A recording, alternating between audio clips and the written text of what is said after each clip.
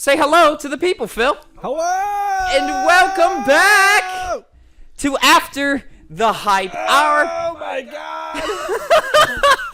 our review show for games we play on Hype. Have you ever played? Over at twitch.tv/2pennygames. Joining us this time for our spoiler cast of Mass Effect 3, much like how he joined us for Mass Effect 2. Connor, say hi. I am here. You are Hello. here. This time it sounds better, hopefully. Yeah, it should definitely sound better this time. This is the first one you've done in 5 weeks, guys. It's been a long time playing this game. It's been a long time playing this. Well, no, 5 sessions, 4 weeks. Because we back-to-back one 5 session. sessions, 4 Back weeks. to back Another one one bites session. the dust. Bang. Another one bites the dust. All right. So, ladies and gentlemen, Phil has never played Mass Effect 3. I have. Oh, I should explain the show. I have played it. You have now. Mm-hmm. You hadn't prior to now, though. So, I should played explain. the game, Dad. Hype, H.Y.E.P, Have You Ever Played, is our show over at twitch.tv/2pennygames that we do live every Tuesday 1 p.m. Central Time. And it's where one of us shows the other, me and Phil, that is, shows the other a game that my brain had to reboot there. It's been a long day, guys. Fucking put in the fucking what's the Right. We show each other a game that the other has never played before. For example, we started the show off with Metal Gear Solid. Phil had never played it before. I'm a huge MGS fan, so And then we played it live on stream. Tavin played Kingdom Hearts. And then we just kind of go back and forth all through that. Phil, we've spent the last several months working our way through the Mass Effect Legendary Edition for you. We did 1. We did 2. This one is 3. We've done it. Yeah, we started this back in May. Mass Effect 1? Yeah. Oh, Jesus Christ, it's August now for people listening outside of time. And next it's Andromeda, so you're almost done. Nope, We're not playing we're not doing it. Phil could do that on his own time if he so wishes. Mayhaps. I would say it's worth playing. We'll see. Maybe, for fun. Connor vigorously shaking his head now. Play other games. You're good. Play Omori. I would agree with that sentiment. Never playing Amori, you should probably play Amori first. Anyways, so let's get right into the thick of it. Oh, I'm Tavin, by the way. I don't think I ever introduced myself. I'm Tavin, by the way. Into the Hi. thick of it. So, Mass Effect 3, quick facts. Release date initially March 6, 2012. Sold around 7 million copies. Metacritic of 93. So, and in comparison to the other games, 2 million more than Mass Effect 2, 5 million more than Mass Effect 1, and then it's sitting right in the middle Metacritic-wise. Mass Effect 1, a 91, Mass Effect 2, 96, Mass Effect 3, a 93. Gentlemen, let's go ahead and get started with some general impressions. I don't know if you mentioned it, but I literally just set down the controller. Like, we just finished the game. Oh yeah, we literally just finished our stream, and then we hit record and we started this podcast. We're tired. 8 hours, and then It's been 8 hours of streaming, and then now it's this. So if we fumble through some things or if we leave some things out, it's probably because of that. Yeah. Phil, Yeah. being the newcomer, me and Cummer. See, this is what we just said with the tired thing. Phil. Cucumber. Me and Connor being longtime fans of Mass Effect. You being the newbie here. How did you feel about Mass Effect 3? It's good. It's good? Yeah. What's good about it, Phil? I don't want to elaborate because of what you told me earlier today, and you made me feel bad. Because of what I told you about how I just say things are good, and it's because they're good. So now you don't want to elaborate because you know it bothers me? No, it was great. No, it was a really good time. I really liked. I think Mass Effect 3 is probably my favorite one of the 3. Awesome. Just because it makes me feel, it has the perfect balance between character and gameplay and like overall narrative, and like it has a good blend of all 3. Whereas 1 played really well. I'm not saying it had bad character work. 2 had the best character work. Yeah. But I really didn't like how it played that much Compared to the other 2 games. Compared to the other 2, yeah. On its own, good game. Sure, yeah. Sure. And then now with 3. 3, Mamma Mia. Fantastic. Overall fan of narrative choices, stories. Did you feel like you had agency throughout the story? Yes. Yes. Well, Fantastic. Huh? It's less that I had agency throughout the story of Mass Effect 3 and more that like because it carries over from the first two games. So you feel like your choices in the first two paid off in this one? Yeah. Fantastic. That was infamously not something felt in the fandom back in 2012. Now, something from my experience from playing the 3 games recently, I do agree 3 had probably the best narrative. As far as the main missions, the main points from A to B to C, you would still also say 3's the best one. Yeah. Because I know 2 story I kind of like more than 1, but 1 had better missions. Pharos, Vermeer, all those different I places. disagree. You disagree? Yeah, I feel actually the opposite, where I feel like 1 has the best narrative, but 3 is just the best overall package, gameplay, missions. But I do feel like 3 cheats because it is the payoff. It's the climax of storylines that have been building over. I thought Connor was comparing 1 and 60 2. hours. Yeah, I was of comparing games. 1 and 2. Well, yeah. Oh, 1 and 2? I was saying, compared to that, Oh, I see. that's my thoughts on those, but 3 overshadows all of those by having, I think, the best narrative and the best missions themselves.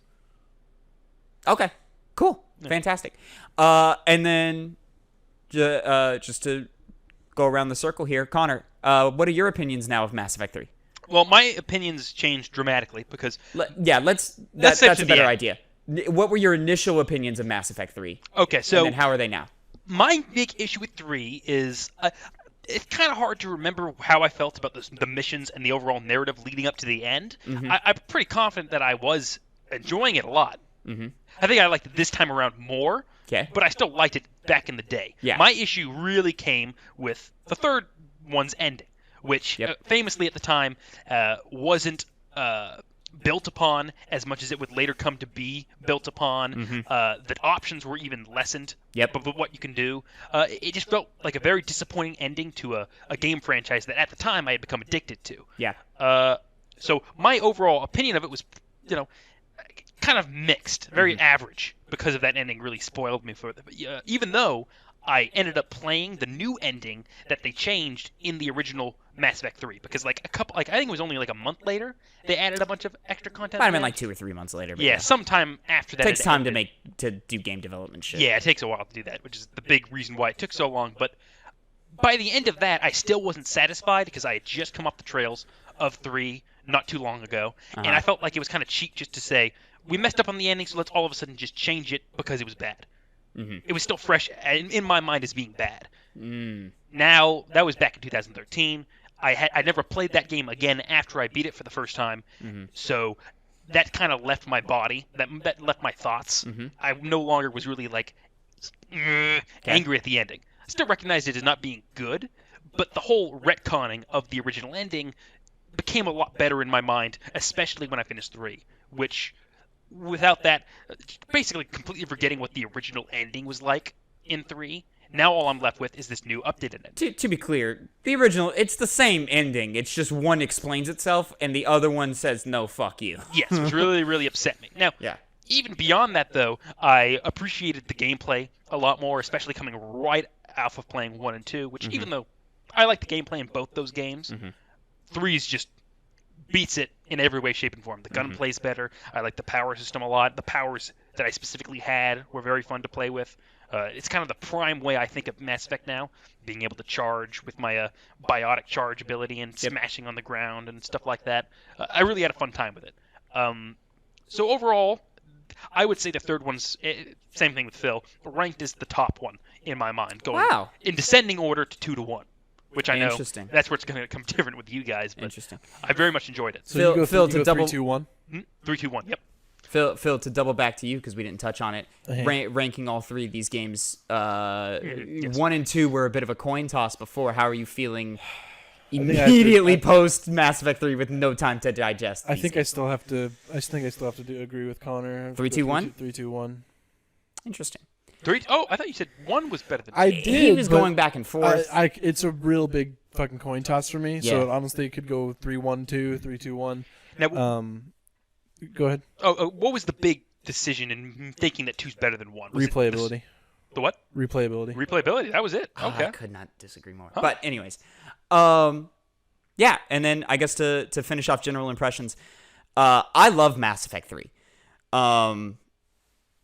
I've pretty much always loved Mass Effect 3. My first initial playthrough, kind of like Connor, like I was super engaged all the way through, and then like everybody else on the internet, it's that last 15 minutes that really disappointed, really fell flat, really did not earn its ending at all. But even at the time, there was something there. Even like as a kid, this is almost 10 years ago. Even as a kid, I was like, yeah, I don't like this ending at all. And I even remember being mad as a kid about it. But I was like, man, I really do still like this franchise. And I remember just replaying and replaying and replaying. And then as that extended cut DLC came out, which was a free DLC, I remember that fixing 90% of my issues with the endings. And then with further explanation with the Leviathan DLC, I grew to hold Mass Effect 3 very, very high. I will say, however, prior to my playthroughs in the Legendary Edition, I always felt 1 was my personal favorite. I have personal issues with all 3 games. I think overall... See, before Legendary Edition, I thought they were all 8s. Like, there's pros and cons to each of them. They're all different, but I just have personal bias towards 1 because I felt the best atmosphere and world building, and I felt the malleability of Shepard's character is at its peak in that first game, whereas Shepard becomes a little more focused, and his arc or her arc becomes a little more streamlined in the next 2 games, specifically 2. Like, there's almost there's not a lot you can do in terms of personality with 2.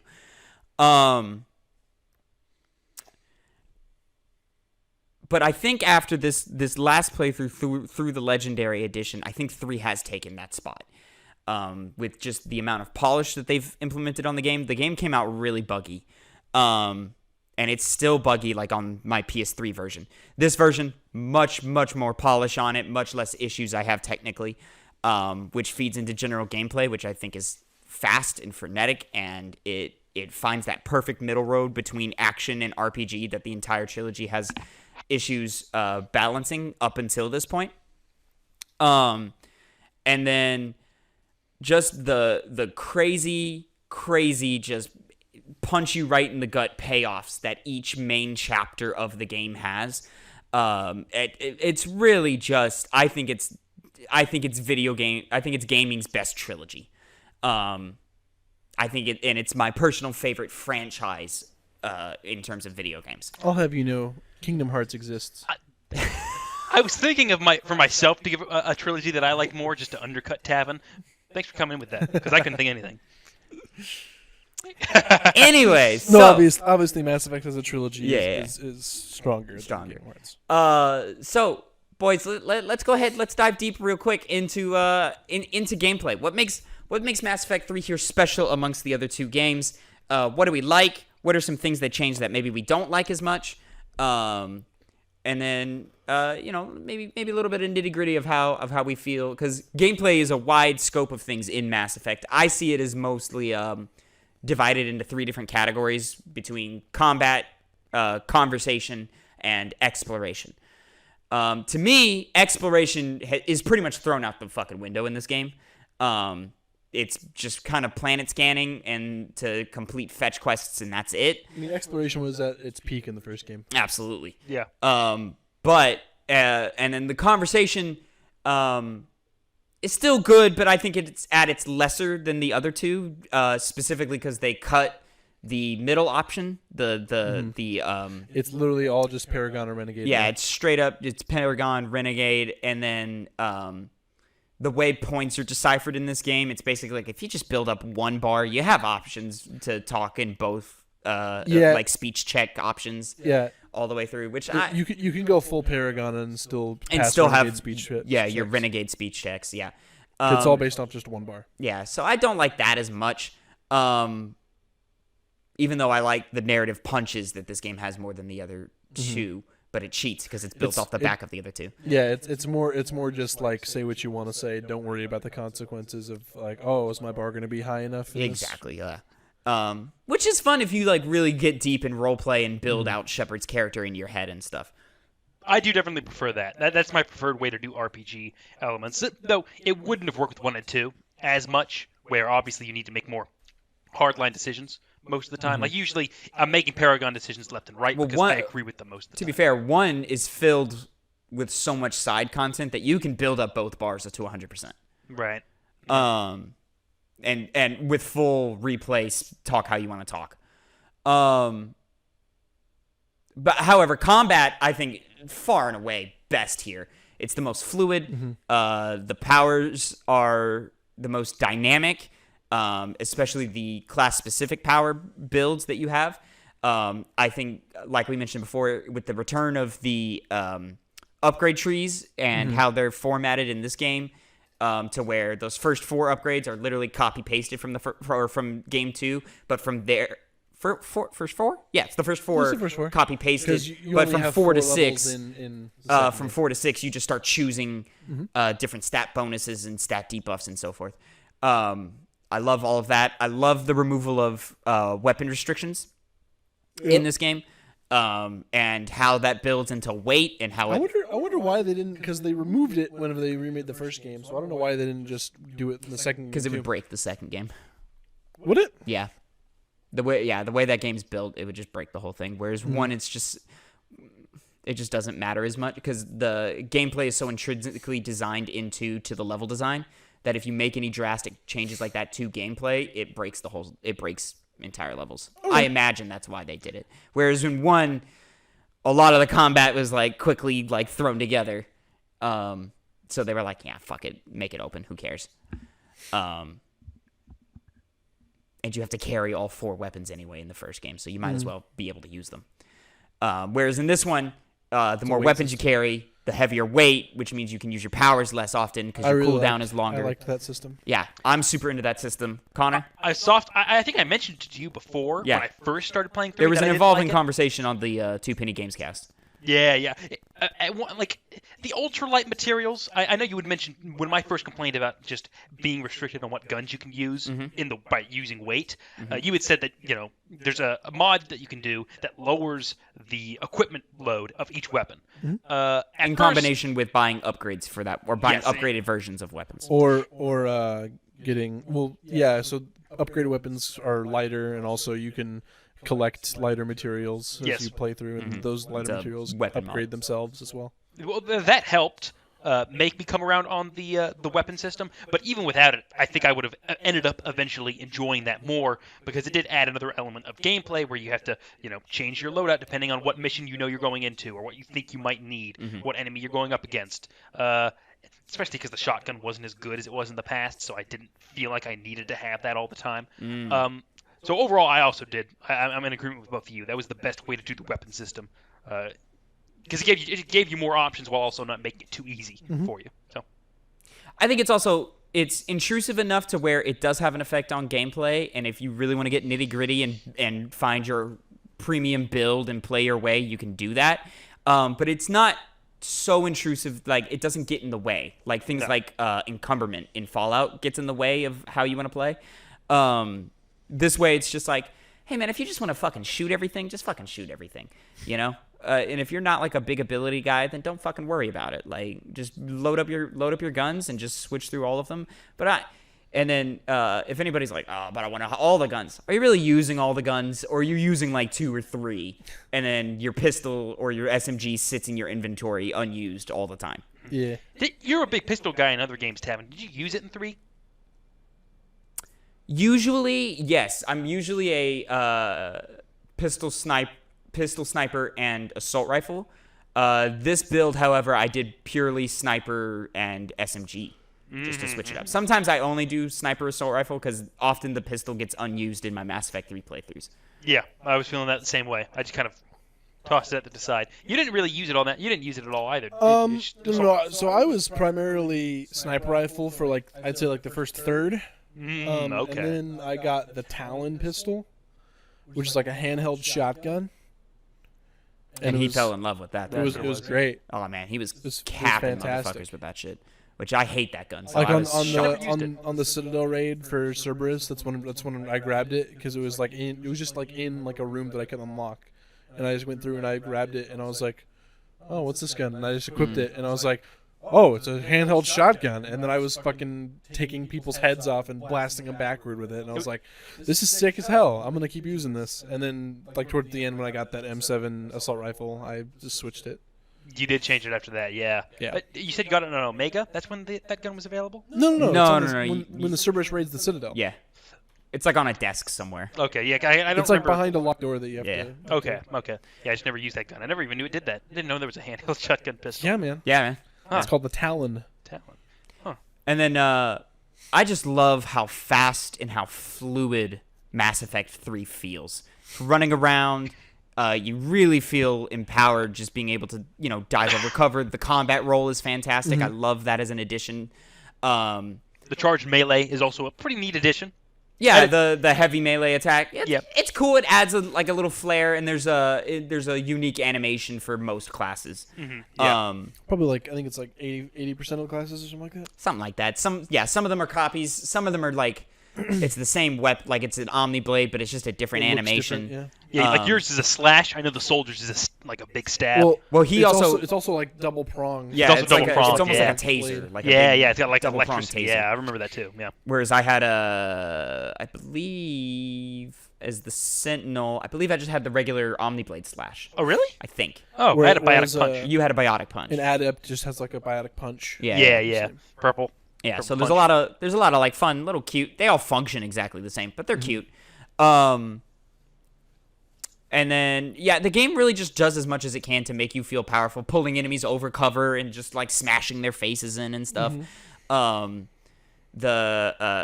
freedom with the weapons that we already talked about, but it also with that biotic combos, which we're introduced into, but I don't think they're used as they're not clear of how they work or how they function. In this game, I think they're much better used with primers and detonators abilities and They stuff. didn't really like explode in the second game though.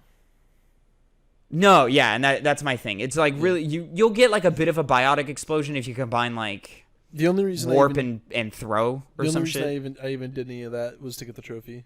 Yeah, exactly. Yeah, like it's I just kept replaying. it's not a system that's really well evolved. That's I'll how say they it were works positioned. even better in Andromeda. That specific system works even better in Andromeda. At least they got something right. Well, I have other nitpicks about that, but anyways, that's a conversation for another time.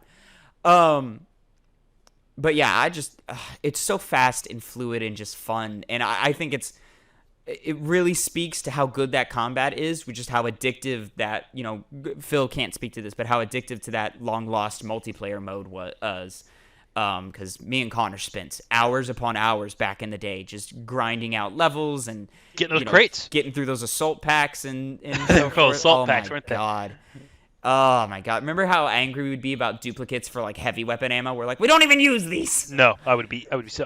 Yeah, I do remember that. I was so angry. Yeah. I just wanted new characters. New That was my characters, new baseline. guns, man. Yeah, new characters, new guns. Anyways, but that's another conversation for another time. Gameplay overall in Mass Effect 3, Fantastic. the best.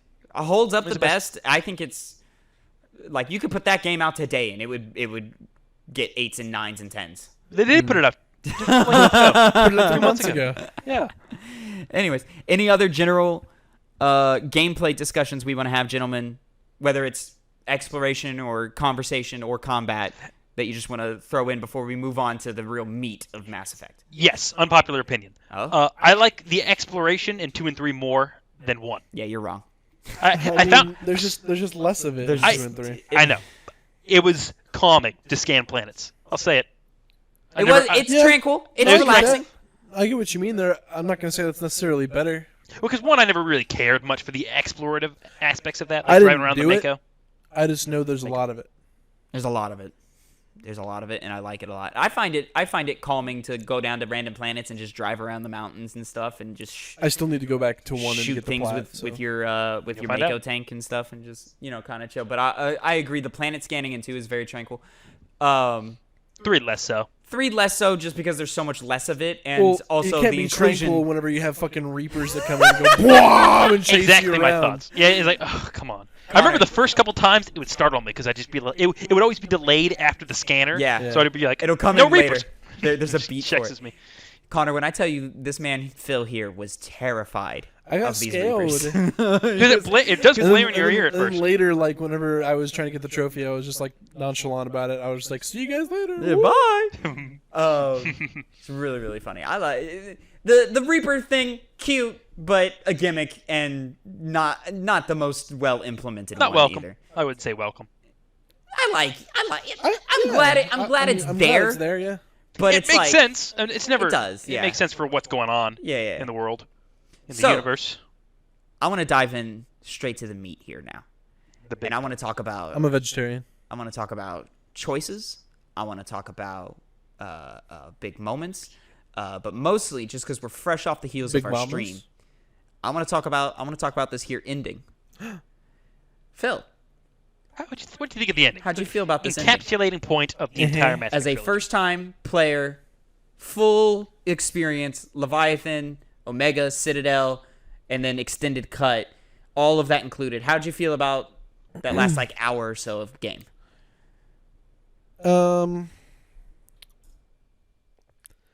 I think it was a very appropriately epic Oh, ending. I did like the tensity of the suicide mission more because I wasn't nearly as stressed out oh no. as I was from the suicide mission. I'll say, too. in terms of teammates, the only one who can die in that last mission is Steve Cortez. Oh, okay. Everybody else Yeah, is safe. I was stressed. You weren't there, Connor. He told me though. Dude, he he said was freak. I gotta he show you. said the you footage were, later. like, He just, was like, sweating flipping the out. I was time. sweating. My hands were so sweaty. I had to leave the room for a second. no one died, right? No, No, he everyone made lived. it. He made it all the way Everyone through. lived. Yeah. But it was very stressful. I do, as someone who had never played Mass Effect before, I was privy to the meme that all the endings were the same but just different colors. Oh, that's why you were saying it about. Oh, it's the blue ending. Which is absolutely Okay. true for that original ending. Oh, yeah. Absolutely totally. true. It's just a matter of whether the Reapers fall down or if they just leave. Or if they leave, yep. Yeah, because they never did the end cutscene, so you never Yeah. saw them repairing things if they survived. And- I still don't even know what they do if they get destroyed. Just fall down. And they're like the after credit scene now. Oh, As it we is. can talk about that. Yeah. So Let's real talk quick, about- let's keep diving into Phil here. Yeah. Infamously, once you get to that beam of the Citadel, that's where everybody else like you back in the day jumped off a cliff. Those last 15 minutes, as soon as that Reaper beam hits you, you know, back in the day, you didn't know where your teammates were. You didn't know what happened to them. You jumped into the beam. It's really confusing. Why is Anderson in front of me? Why is Tim suddenly there? The elusive man. Yeah, who is this catalyst thing, and why is he just telling me I only have these 2 to 3 options, and why are they all the same? People were pissed. And then, like, my team is just stranded on this planet somewhere. What's going to happen to them? And then it was roll credits. No real epilogue like you get in this new extended cut. No explanation. The Catalyst does a terrible job of telling you what you're trying to do or what its purpose is. At the time, I think it was like probably one of the worst plot twists. I guess you can call it a twist because you never see it coming. No, Like, it's not like it's inferred before. You can't No. infer before I that wouldn't moment. call it a twist, it's just more of a plot point. Yeah, I guess it's a plot. Yeah, it's at the just very like- least it's a bad plot. Because it's, It's not just like, like- you're expecting one thing and then it's like, oh, whoa. it's literally in its original form. It's the most sudden, poorly written, and rushed exposition dump that you had seen in any modern video game. It's good they changed it. That's very good they changed Well, they expounded upon it. I Well, don't like expanded. saying changed it, but yeah, I agree with you. It's very good. Like what they did helped out a lot. So, Phil, Yeah. all of that included with Leviathan context and with extended cut context. How did you feel about those last 20 minutes or so?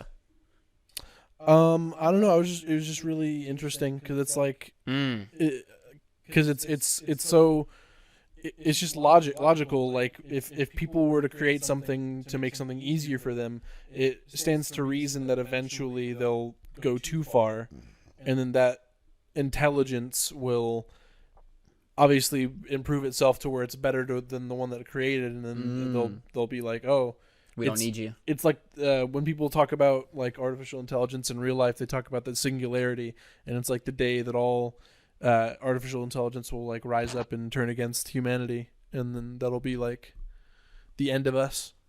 Which, I mean, it practically happens with the Quarians. Yeah. With that's what happens with the creation Geth of and the Quarians, yeah. Yeah. Only happens there's differently, more, but still happens. there's more, there's more context given whenever you do, what, Rannoch, is that what it's called? Rannoch, yeah. Yep. And you go into Kind of that Geth consensus. hive mind. Geth hive mind, yeah. And you learn that that they weren't the bad guys. The Yeah. fucking Quarians were assholes. They were, objectively. But, so you weren't disappointed with it. You were happy with it. You Yeah, were it was fun with it. It was good. Fine with it? Good. Good, Okay. good. He's cool with it. Because I was afraid when you saw our reactions to realizing that you had one of the endings cut off from you, Yeah. that you would be upset at Yeah. your choice being taken I away. mean, Especially for something arbitrary like yeah, what it's kind of a bummer that like I feel like I did everything right. yeah. So I feel like this is a case of I'm gonna take partial blame here, because I don't understand the systems of Legendary Edition as well as I understand the systems of the original game. In the original game, you get you should have had options for all 4 endings. I suspect because they changed how the readiness at war number works in Legendary Edition, and it's more involved with the previous 2 games than it is in the 3rd game, or than it initially was. I suspect because we didn't do a whole lot of side content in the first one. That's what I thought. Oh, in the first one. And then we didn't make up for it in the 3rd one. We did a good amount of I was side gonna content. say, I thought we did a shit ton in the third one. We did a good amount of side content. Like we got the trophy for majority of readiness at war. We got the trophy for the scanning the planets thing. I thought we were set and good because in the original Mass Effect 3 we would have been. So I feel like because we did so little in the first game and we didn't overdo it in 3, I feel like that's what sets you behind in points. So, to elaborate, there are 4 endings in the extended cut. At launch, there was only 3. So there's destroy, control, Destroy, Reaper's win. Control, Reaper's Win, which was added with extended cut. Mm-hmm. And then the third option, if in the original game, if you had 2,800, we looked up the points on stream, 2,800 points towards your Galaxy at War, readiness, whatever it's called, you would unlock the synthesis option. In Legendary Edition, it's increased to 7,800. You were 6,100, somewhere around there, almost 62, I think. And so so the Catalyst only gave you an explanation for destroy and control. Through dialogue, Shepard has, I think it's called the rejection ending or something like that. Through dialogue, if you choose renegade options, Shepard rejects the Catalyst and says, no, fuck you, we'll fight you to the bitter end. In which the Catalyst says, okay, and shuts down, and then the camera pulls out and it fades to black, and you hear sounds of war as the Reapers obliterate you because they're going to win through military might. Yep. And I think the game does a very good showing of, yo, these fuckers are not, you can't beat these fuckers. Mm-hmm. And then there's a fade up, there's a fade from black, there's like an underground base, and you remember when Liara created that little index, and she came to your room and she wanted your opinion on Shepard's entry on that? That plays. There's That's a hologram with Liara saying, hey, we failed, but hopefully if you find, and I had to hide this, because the Reapers destroy everything. Yeah. I had to hide this. If you find this, they're coming. Prepare. So it's the idea that the next generation will succeed. I like that. Because they have all the information you need. Because they have all the information they need. So do you see Liara in that ending? Like it's a little hologram. It's a just I don't know if you see her putting hiding it. No, you don't. No, it just fades up and it shows you the underground. It wouldn't go capsule. Back to her hiding it. Yeah, obviously, she's long if dead. If it fades to black and you hear people fucking dying and Reapers winning, it wouldn't just go back to that. That's the rejection ending. You were then given the option between destroy and control. obviously also if you shoot the child, like because you have the little gun, if you shoot the child, he goes fuck you and turns off, and the same thing happens.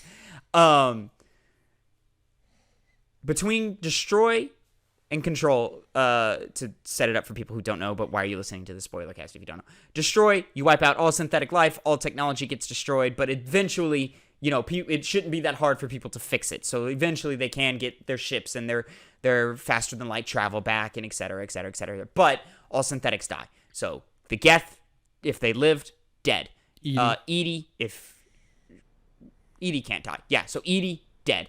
Reapers, dead. And they specify that synthetics will also be built again. Yeah, and by just, humans it's delayed. inevitably. It's the idea that the cycle will still continue. Yeah. It's just, or you are dooming life to AI creation, but ideally it would just, the whole cycle from the beginning of Leviathan times would begin again, and eventually this intelligence would be recreated in another form, and then the Reapers come back, et cetera, et cetera, et cetera. So that and then control is Shepard basically becomes a god. Turns God mode Takes on, control of all Reapers and AI and synthetic life, and helps rebuild everything from the Reaper War and the destruction of the mass relays, and then just kind of advances them and continues them on their path of evolution and plays God as the almighty synthetic life, I guess, which is interesting. Well, it's Phil. not all synthetics, it's just the Reapers. No, it's all synthetics. No? It is all synthetics. They would have done something with Edie then. I don't know why they didn't. No. So to go ahead and spoil it, what did you choose? Control. Control. It's It just is the all. Reapers It that is. he I'm controls. telling you, it is all synthetics, because that's why you see the Geth and the Reapers together, because Shepard is in control of all of them. I don't think that's true. It is true, because the energy doesn't discriminate. I feel like they would have done. Connor, back me up here. The energy doesn't discriminate. Well, that's what I was going to say. You're both kind of justified because it doesn't describe, like, it describes it in the sense that I think they just specifically don't go into detail with Edie. I feel like they if it's what you're saying, they would have done a better job in that cutscene with the Geth and the Reapers and making like all the Geth's like eyes blue. Well, see, I think they would have made it better because in the Renegade option, the destroy option, when you're talking about the catalyst, he specifically says all synthetic life will be killed. That one, I never remember him saying that you will control all synthetic life. He says you'll control the You'll Reapers. control the Reapers. Now, it seems like if you use the same logic that's applied to the destroy, you should control all synthetics. So it's kind of like, I think it's just unclear. My understanding of it is that the energy doesn't discriminate, and I doubled down with this with the final ending that Phil didn't have the option for, probably because I didn't guide him enough, and I just assumed he was good working off of the original Mass Effect 3 systems.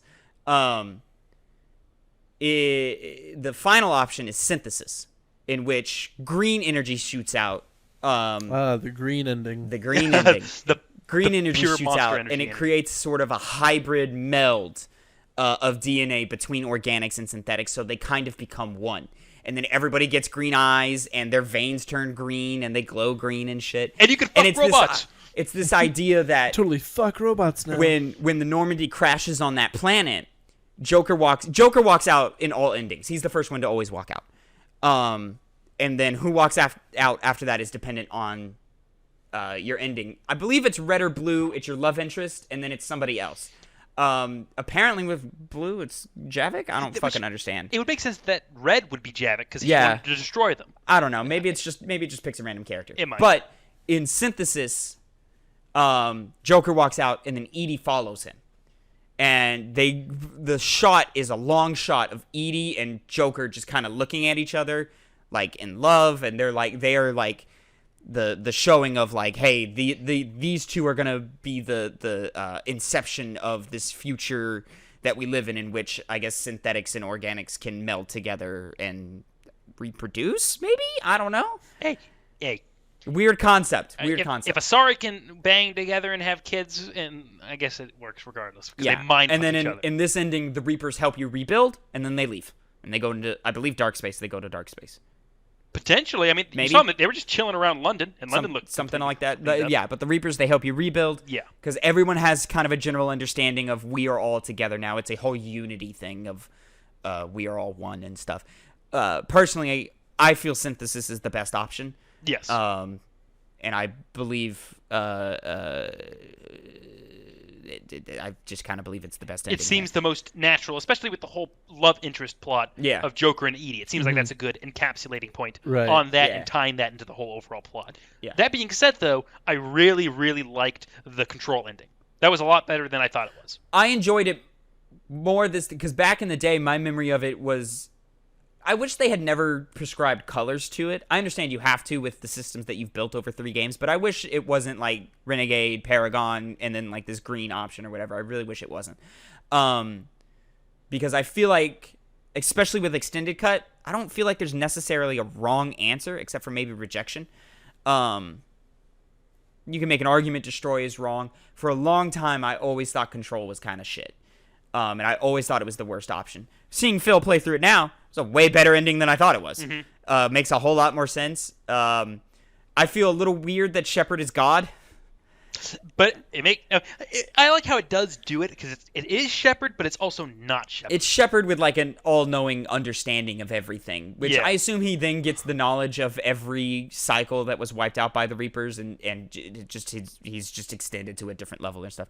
Are you Googling the exact Control ending here? Is that what's happening? It just says. Well, I'm just trying a bunch of different stuff like in Google, and all of it is just saying that he's taking control of the Reapers. It's not saying all synthetics. It's just saying the Reapers. You're looking at that still? Yeah. I'm almost positive it's all of them. Anyways, but yeah, I chose Synthesis. Connor. I chose Synthesis as well. I mean, it's kind of, when you have that option, it seems to be just the most fitting for what goes on in Mass Effect. What do you remember? Most of the time I choose Synthesis. I've never chosen Control. I don't think I've ever chosen Rejection. My first initial playthrough, I chose Destroy. Do you remember your initial choice? I think I did Synthesis. You had enough for Synthesis? You think back in the day? I'm pretty confident. Yeah. Oh, okay. I did a lot of stuff. Fantastic. Yeah, I did not. Because I did not have Synthesis as an option. My big issue is I cannot they didn't. The big thing that makes the endings memorable is the after credits scene. So since it's been so long, I can't remember if it was. I don't remember the God stuff happening, obviously, because it didn't go into that detail. Yeah, it didn't happen. So I can't all I'm left with is the color of the explosion. So I can't remember. Interesting. Yeah. All right. But overall, pretty positive about these last 15 minutes. I think the extended cut adds so much, and then when we're off mic, we'll show you the original ending, Phil. It's drastically disappointing and just restricted. But you are satisfied with your ending, even with the existence of the synthetic one now that you know about it. Yeah. I don't know. I just dig the thought that instead of having these destroyers that come by every 50,000 years, now they're good and they're helping the galaxy, I feel like me bringing everyone together to stop this evil, only to turn the evil to our side, just makes the unity even stronger as a galaxy. So I feel like that's just, I see so much more, I don't know. It's basically that for synthetics, except maybe we can mate with them now, and then also to my understanding of how the Control ending ends, synthetic life gets to keep its free will. Yeah, it seems like that's what it was saying. I also like the parallels that it draws in the Control ending with the Elusive Man's objective, and it being the same outcome that he wanted, but outside of just humanity's benefit, everybody's benefit. Yeah, everybody. Which goes into the character of Shepard as well, because obviously that's what he would be in favor of as well. So I like that dynamic between those two characters being a culminating end as well. Shepard thought that the Elusive Man was full of shit. He didn't think that it would be possible to destroy the Reaper, to control the Reapers. So, and I feel like the Elusive Man's he wasn't wrong, but his ways of going about it was. Yes. Yeah, like Connor said, he was fucking racist. He was racist. He clearly did not care about aliens' advancement whatsoever. It was all just humanity. He probably would have told them to go fuck themselves. Sorry, not humanity. He says humanity. That's how Robert Sheen. Is it Robert Sheen? Is that his name? Martin Sheen. Martin Sheen. Fucking humanity. He says humanity. Oh God. He doesn't say humanity. He says humanity. Unironically. That's how it sounds. Every single time. It sounds like he says humanity. It's for the sake of humanity. I've heard him hit that hard H before. I never hear the H. I've heard that H before. Somewhere in there. Anyways, doubling back, gentlemen. Let's talk about some other great moments, great choices, great experiences that can happen in Mass Effect 3. To catch everybody up, quick recap. If you don't want to go back and watch the Mass Effect 1 and Mass Effect 2 after the hypes, I'm going to run down choices that were made, the important ones at least, in 1 and 2 with each of us. So, Mass Effect 1, Rachni. I saved, Phil killed, Connor saved. Thanks. Everybody alive. Vermeer survivor. Bless you, Phil. Thanks, guys. I chose Ashley, Phil chose Ashley, Connor chose Caden. Council. I saved, Phil saved, Connor killed. Everybody chose Anderson as the member, as the council member. And in the first game, we all romanced Liara. Yeah. Mass Effect 2. Malin. The fate of Malin. I killed him, but I saved the data. Phil killed him, saved the data. Connor saved him, saved the data. Survivors, everyone. I saved everyone from the suicide, or I got everyone through the end of the suicide mission. Everybody had full loyalty. Same with Connor. Oh, no, Connor and Phil got everyone through, but neither of them had Zaid's loyalty. He was an asshole.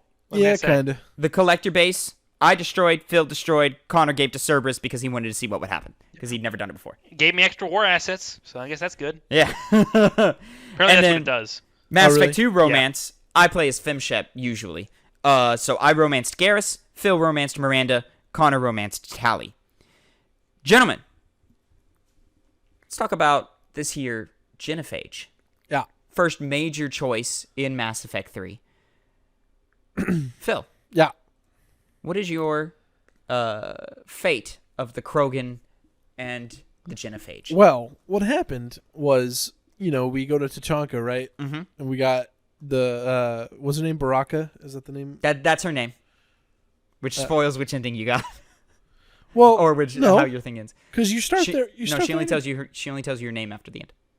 Oh, well, fuck. Whatever. Only Tavin would be the only one to know that off the top of his I'm head. a nerd. Wow, you're such a fucking nerd. Thanks for spoiling that it's a spoiler. I didn't know You her. spoiled it, I dude. didn't fucking know her name until That was your spoiler. That was not my your spoiler. playthrough. Most people wouldn't know that. Anyway, so Morden takes her Baraka, to the Spire thing, then extracts some of her DNA to cure the Genophage. Genophage gets cured. Morden tragically dies as my great science friend, and what's her name? Baraka lives, and the Genophage is cured. I had the same thing. Yeah. The female Krogan, Eve, they call her up until the end. Eve lives. Morden dies tragically as my friend. Genophage cured. Same in that. Same thing Only a across the board? monster. Only a monster. Nothing that happened. So I don't know if you know, but if you do the option it gives you where you fakely cure the Genophage, there's a scene when you're leaving the Citadel. Rex confronts you and he tries to kill you, and then you kill him. You end up shooting him. No. Yeah. Yeah. Why would you? But that's my thing. Why on earth would you side? Would you side with the Dalatras? See what happens. Would. Maybe you believe the Krogan are no good. Now, let me say, there's some other choices made in previous games that are forming our opinions. And on a first time through, if, for example, you didn't save Rex on Vermeer, he is replaced with Erdnot Reeve. Erdnot Reeve is a much more traditional Krogan than Rex. He believes in Krogan domination. He believes in the rise of the Krogan and how they're going to show the galaxy that the Krogan are what for once again.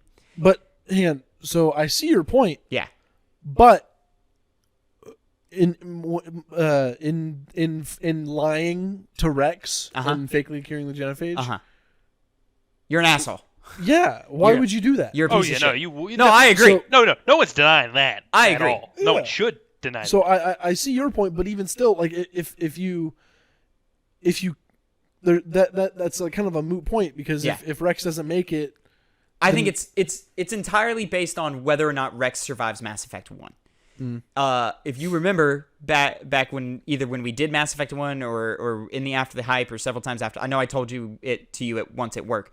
If Rex lives, it immediately locks in one character's death. And that's Morden. Big Morden. Or whatever Solarian he's replaced with if he doesn't survive the suicide mission. Could be Malin. Could be Malin. or some third Solarian if Malin's dead. I don't fucking know. Some alterations that can happen if Rex lives, that you have direct effect in Mass Effect 2 and Mass Effect 3. So if Rex lives, and you destroy Malin's data, that's the important part. Malin himself, not so important. Malin's data specifically is important. If you destroy Malin's data, Eve dies. Period. Really? Yeah, because Morden doesn't have enough time, and the experiments he has to conduct take too much of Eve. He has to take too much of Eve, and Eve dies in the building of the genophage. So that's one possible thing. It all plays out the same, except that Morden has to start from scratch, and Eve dies. If Rex is alive, Malin's data is destroyed, and you choose to not cure the genophage, you confront Morden at the end of the level, and you say, "Yo, Morden, we're not doing this." And Morden says, "What the fuck do you mean we're not?" Or well, if Eve is alive as well, this works as well. It's all like factors. Morden goes, "What the fuck do you mean we're not doing this? Rex and Reeve are the future of the Krogan race. They're gonna lead their people to greatness. They're gonna be great." And if you commit and you go through with it, you shoot and kill Morden. Why? Because that's the choice. If Rex is alive, Morden dies. Whether Paragon or Renegade. He either goes up into that tower and blows up, or you shoot him and kill him, and he chokes to death on his own blood crawling to that console, because he still goes up in the elevator, crawling to that console, trying to press that button, and he dies, and then the thing explodes, and people are like, "Yay, the genophage is cured," but it's not. And then, like Connor said, Rex confronts you later on the Citadel, and you fight and kill him in a cutscene. The worst ending. The worst ending. Reeve buys it. He believes the genophage is cured when it's not. So Reeve, you never see from again until the end of the game, where he's leading Krogan forces in your battle on Earth. Then does Morden live? If Rex is dead in Mass Effect 1, Malin's data is destroyed, and I don't think Malin matters in this instance, but it might. If Malin's data is destroyed, that means Eve dies. No Rex, no Eve, just Urdnot Reeve. You can convince Morden to let the Solarian plot go through. That makes a lot of writing sense. That's good they did that. And Morden goes, because Shepard asks the question of, "Yo, do you really think Reeve is gonna do it?" And Malin goes, "No, I think Reeve will create a cycle, and the Krogan will rise again, and a genocide will occur, and the Krogan will be wiped from existence." So Malin goes, "You're right. Morden. Let's not." What did I say? You said Malin. Morden goes, "You're right. Let's not do it." And Morden walks away. Morden, at this point in the plot, still leaves. He leaves the plot. You never see him again. But the excuse this time is, "Hey, man, we faked the genophage cure. I got to go undercover. I got to go hide. Because if Reeve finds out, he's going to kill me." Makes sense. He goes and collects seashells, I think. Doesn't he? Sure. Whatever story you have built in your head is what what Morden does. He said he was going to, so that's what he did. Yeah. Nice. And then from here, things get a little bit murky for me. I don't know exactly what happens. There's alterations. Morden has the line of, "Had to be me, somebody else might have gotten it wrong," which makes me think that if worst possible scenario, Morden's dead, Rex is dead, Malin's dead, start from scratch, whatever Solarian they interject him with, I assume the genophage cure fails and it doesn't work. I assume, but I don't know. This is what I predict. If Malin lives but Morden dies, huh? I said that on stream. What did you say? That there's got to be something behind why he says. There's got to be something, right? But I'm not Why he sure. says If someone someone else might have wants, if screwed it someone up. wants to Google it, while I run down some other possible options. Like if Malin lives but the data is destroyed, Morden's dead, and Rex is dead. I don't know if Malin can reconstruct all that data in time, so it might also be the cure also might not work. I don't know. There's a lot of variables here that I just don't know, and it would dedicate full playthroughs of 3 games to find out, and I don't care to do that research. Yeah, I feel like it would still go through with curing the genophage, because I feel like Mass Effect isn't the kind of game to just take away your options completely based off that one choice. It's not on taking. a scale It's this not big. taking away your options though. You made choices, and there's consequences to those choices. That would be true. If my hypothesis is correct. I just don't think they would go that far. I think that's where they pull the. I don't think they'd be able to go through with that. But see, even in the ones that, even in the endings to this genophage plot that I know are true, which this is a major plot of the game, and there's many variables in a lot of the smaller things that happen. It really shows the breadth of Mass Effect 3 and how many different ways things can end. Like, and these are just this is just one or a few options to one storyline. Like, there's so many other options in terms of like squad mate survivability, how that affects the side missions that those squad mates show up in, and how that affects your overall war readiness and stuff. Which, I see Mass Effect as kind of a diamond. We all start in the same spot, and we more or less end in the same spot with some color variations and then like some epilogues to describe it. But we all get to the catalyst. We all are given a final choice. It's the classic line: the journey matters more than the destination. Exactly. It's just kind of the color. It's the same coloring book, but how we choose to color it changes. Yeah. And that shading leads to an entirely different thing. So there's so many variables in Mass Effect 3, which is why, man, it must have been a pain in the ass to make this game. And this game had the shortest development time of the 3 games. Which also leads into the next point. Rannoch. The decision. Well, that's not the next decision. That's not the next big decision. It's the next major thing. What? Don't you think? Oh, unless you want to talk the Citadel attack. I mean, there's not much to say there beyond just. Well, I will say the interesting thing that I experienced. I've told you this before. Is Thane lived on the suicide mission, but he died without me having ever talked to him at all in Mass Effect 3, solely because I just missed the one chance I had to actually meet with him on the Citadel and talk with him. Yeah, you gotta go talk to him before the attack on the Citadel. Yes. Yeah. Now, original game, I did talk to him. I just completely left my mind to do that. If you don't talk to him, does he show up to save the That's counselor? the thing, because Connor? what happens is he dies before that attack even happens. Damn. I saw his plaque on the altar, and I thought, well, the Dalatrass is going to die. All the way back in Mass Effect 1. Wait, he died. When does he die? At some point. Just off screen? Off screen. Wait, you saw his plaque before the Citadel attack? Yeah, I literally just happened to see it, and I was like, was it in between curing the genophage and the Citadel? yeah. Okay, that's what it is then. Because as soon as you finish the It had to have genophage, you got to go to the Citadel, and that's when the attack happens. Yeah. So it had to have been between those 2 points. Now, one thing that I actually am upset about how this ended, because in Mass Effect 1, I was able to save Captain Kirihei. So, on the mission on Vermeer. Which both me and Phil failed to do. Yeah. Yes. I did it because I wasn't paying attention, and I sent a bunch of fucking Krogans towards him. Yeah, I did the same thing. But. the only thing that on makes him purpose. live are these there's like these drone stations. Yeah. Right? Geth drone stations. Yeah, you that got to are do a lot of work recharging. to get him to live. Uh-huh. Yeah. All you need to do is destroy them, and I think that's what, the one I think thing you also need have do to get go, Kirihei. whichever squad mate you send with him, I think you also have to go there, don't you? Did you send Caden with Kirihei on Vermeer? Yes. And then you went and saved Caden. Yeah. That might Okay. be another That's step. probably That might be step, another reason why. End goal, Kirihei ended up living, and I met him again. I had to have met him in 2. I think I bypassed him in 2. Definitely met him at 3 at the STG facility. Yeah. when Never you saw pick him up again. Eve.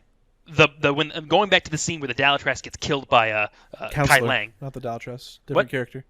The counselor, not the Dalatrass. counselor, the counselor is attacked by Kai Lang. Yeah. Yeah, attacked by Kai Lang, shoots her, but all of a sudden Kirihei is the one who takes the position of Thane and dies instead of Thane. Yeah. Damn. There was no lead up to that at all, by the way. Yeah. We had no confirmation he was even there. Yeah. Because the last time we saw him was over at the STG facility. Yeah. But he ends up taking that bullet. So That's crazy. I didn't even know counselor Kirihei lives. was in 3 before Connor told me that. I was like, what? He's in the game? So that actually played out very differently to me. Hold the line. I had no clue. Hold the line. Shout out to Kirihei, man. He held the line. Well, And then was also it? when you stab Kai Lang. Because Miranda and Thane lived. Well, Thane wasn't killed by him, and Miranda Right. was. Wait a Thane- second. Thane No. chokes to That death. is what happened. Instead, he says that was for Captain Kirihei, you son of a bitch. So, To which the gamer goes, okay. Okay. I mean, I did like Kirihei though. I personally felt satisfied because I was able to save him as opposed to the first time I And he played, made it all the Yeah. way through. and then he dies though. Yeah. When So he for could've me, lived. for me and Phil, we go talk to Thane like normal human beings, and I missed it once. I and I got whipped for it. Thane suffers a mortal wound, and then there's a beautiful death scene. Where he says a prayer. Where you say a but prayer it's- for but him and it's- stuff. It's Oh, not, it's so great. but it's not for him. Oh, it's for Shepard. for Shepard. So fucking good, and it's even better with the romance option. Anyways, Oh, also worth noting, Morden and Thane's death, Phil cried at. Yeah. Yeah, Thanes. I knew with buddy. Morden. I mean, I cried way more for Morden. Oh yeah. That Morden one hit him hard. It was tears, bro. Done way better. And then he starts singing when he's fixing. He starts singing when he dies. One really human moment I like about that character is when he takes the deep breath before he even starts singing. I He's, like, psyching know. Because he himself knows up. it's his last. It's the last. Oh, he's so good. It's so good. He doesn't get to finish the song. He doesn't get to finish. It's amazing that he's like one of the best characters in Mass Effect. Yes. He's Yeah. amazing, dude. He's I great. fucking love Morden. He's like, he's easily top 3 for me. Oh yeah, I I'm would not say gonna- I'm yeah. not going that far. What? Yeah. Maybe top 5. I'd have to think about I'm that. not going 3. Morden is easily top 3 for me. Liara and Garrus are there though. Liara, That's- Garrus, Tally. As Tally's as a great. character, but I like as a I like character, okay. Morden more than Liara. Interesting. Yeah, I'll have to think about that. Regardless, that's what happened with me. Liara's Obviously, kind of a with- cheat code, though. She gets the most scenes out of anybody in the series. Yeah, exactly. That's why I mean, I don't. I feel like Morden has more presence with less time. He does. He that's does. fair. In fairness. That's Yeah. fair. So yeah, Thane takes a shot and then dies later. I want to talk about the fate of the Vermeer survivor here. So, Oh, we're sticking with the Citadel attack. yeah, So. we'll finish off this because just the quick fate of the survivor here, which is again another moment where a bunch of things can happen depending on choices. For example, just to get through it real quick, Phil, what was the fate of your Vermeer survivor, Ashley? Well, Ashley is on my side. Yeah, she switches back. Does Fuck she Udina. kill? Does she kill Udina? Or do you kill Udina? No, you do. killed Udina. I do. Yeah. Okay. Okay. For me, I shoot Ashley in cold blood. Yeah, because you're a piece of shit. I don't give her fucking time. Fuck you. You're too in my way. I don't fucking like you. You only made it this far because I was playing live and my chat requested that I save Ashley, so I saved Ashley. She didn't make, and I said the next moment this bitch can bite the dust, she's biting this fucking dust, and that's what I did. So then I shoot Udina, of course, because Udina dies no matter what. If you don't shoot him, because I didn't know this, does your Vermeer survivor shoot him instead? Saving if he's still if they're still alive? Yeah, the Vermeer survivor shoots Okay. him. I don't think it's possible for him to kill a counselor there. Oh, it's not. I don't think so. I think either He pushes the Asari Council. I think either you shoot him or one of your squad mates shoot him. Okay. Good. he like shoves the Asari. He's like, like Does a he pull out playground a gun shove. afterwards too? Yeah, he points a gun at her. He pulls. that's he, when he that's when pulls he a gets gun. killed. Yeah. And Okay. then Connor Don't with remember. Caden. What happened? Oh, with Caden, just talked him down, Talked him down. and then I shot Udina. Then you shot Udina. Udina. Okay. Yeah, I'm taking that kill. That's This is my. a- this that guy's is bothered me another- enough to where I'd be the one to kill him. Such an asshole. Yeah, fuck Yeah. Udina, man. Piece of shit. Anyways, this is another moment where a bunch of things can happen. For example, you can just shoot them in cold blood like I did. You can get them to switch sides, in which later they will. You can get them to join your crew, or you can tell them to go join the war effort, and they'll go off. They'll leave the story and go join the war Fuck effort. off. Or you can continue the conversation. If you pass the speech checks, they switch sides and join you. But if you fail the speech checks, a number of things happen. And it's all dependent on what happens to the Solarian counselor. For example, in my first playthrough, I fail because I think Thane was dead, or maybe I failed to talk to him or something. And Kirahi was dead. So the Solarian counselor died in my first playthrough, got shot and killed.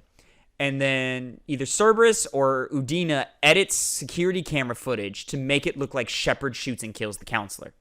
And then with Ashley, because I had Ashley at the time, Ashley's prejudice against me because of my previous work with Cerberus believes the doctored footage, and stands her ground. I can't remember if I talked her down back in the day or if I shot and killed her there. I feel like I talked her down, but I could be wrong because I feel like she joined my crew, but I could be wrong. And And then that's like, it just creates a huge roadblock, and it makes it so much harder to talk her down if that happens, if the Solarian counselor dies. I guess that's really it. That's really the only like alterations. I mean, other than that, like if the counselor lives, it's just really easy to talk the survivor down. If the counselor dies, it becomes a lot harder. And then you two had your survivor join their crew. Yeah. Connor? Sorry. Caden joins his crew? Yeah. Yes, sure. Yeah. I guess honestly, I don't know why I didn't just send him off.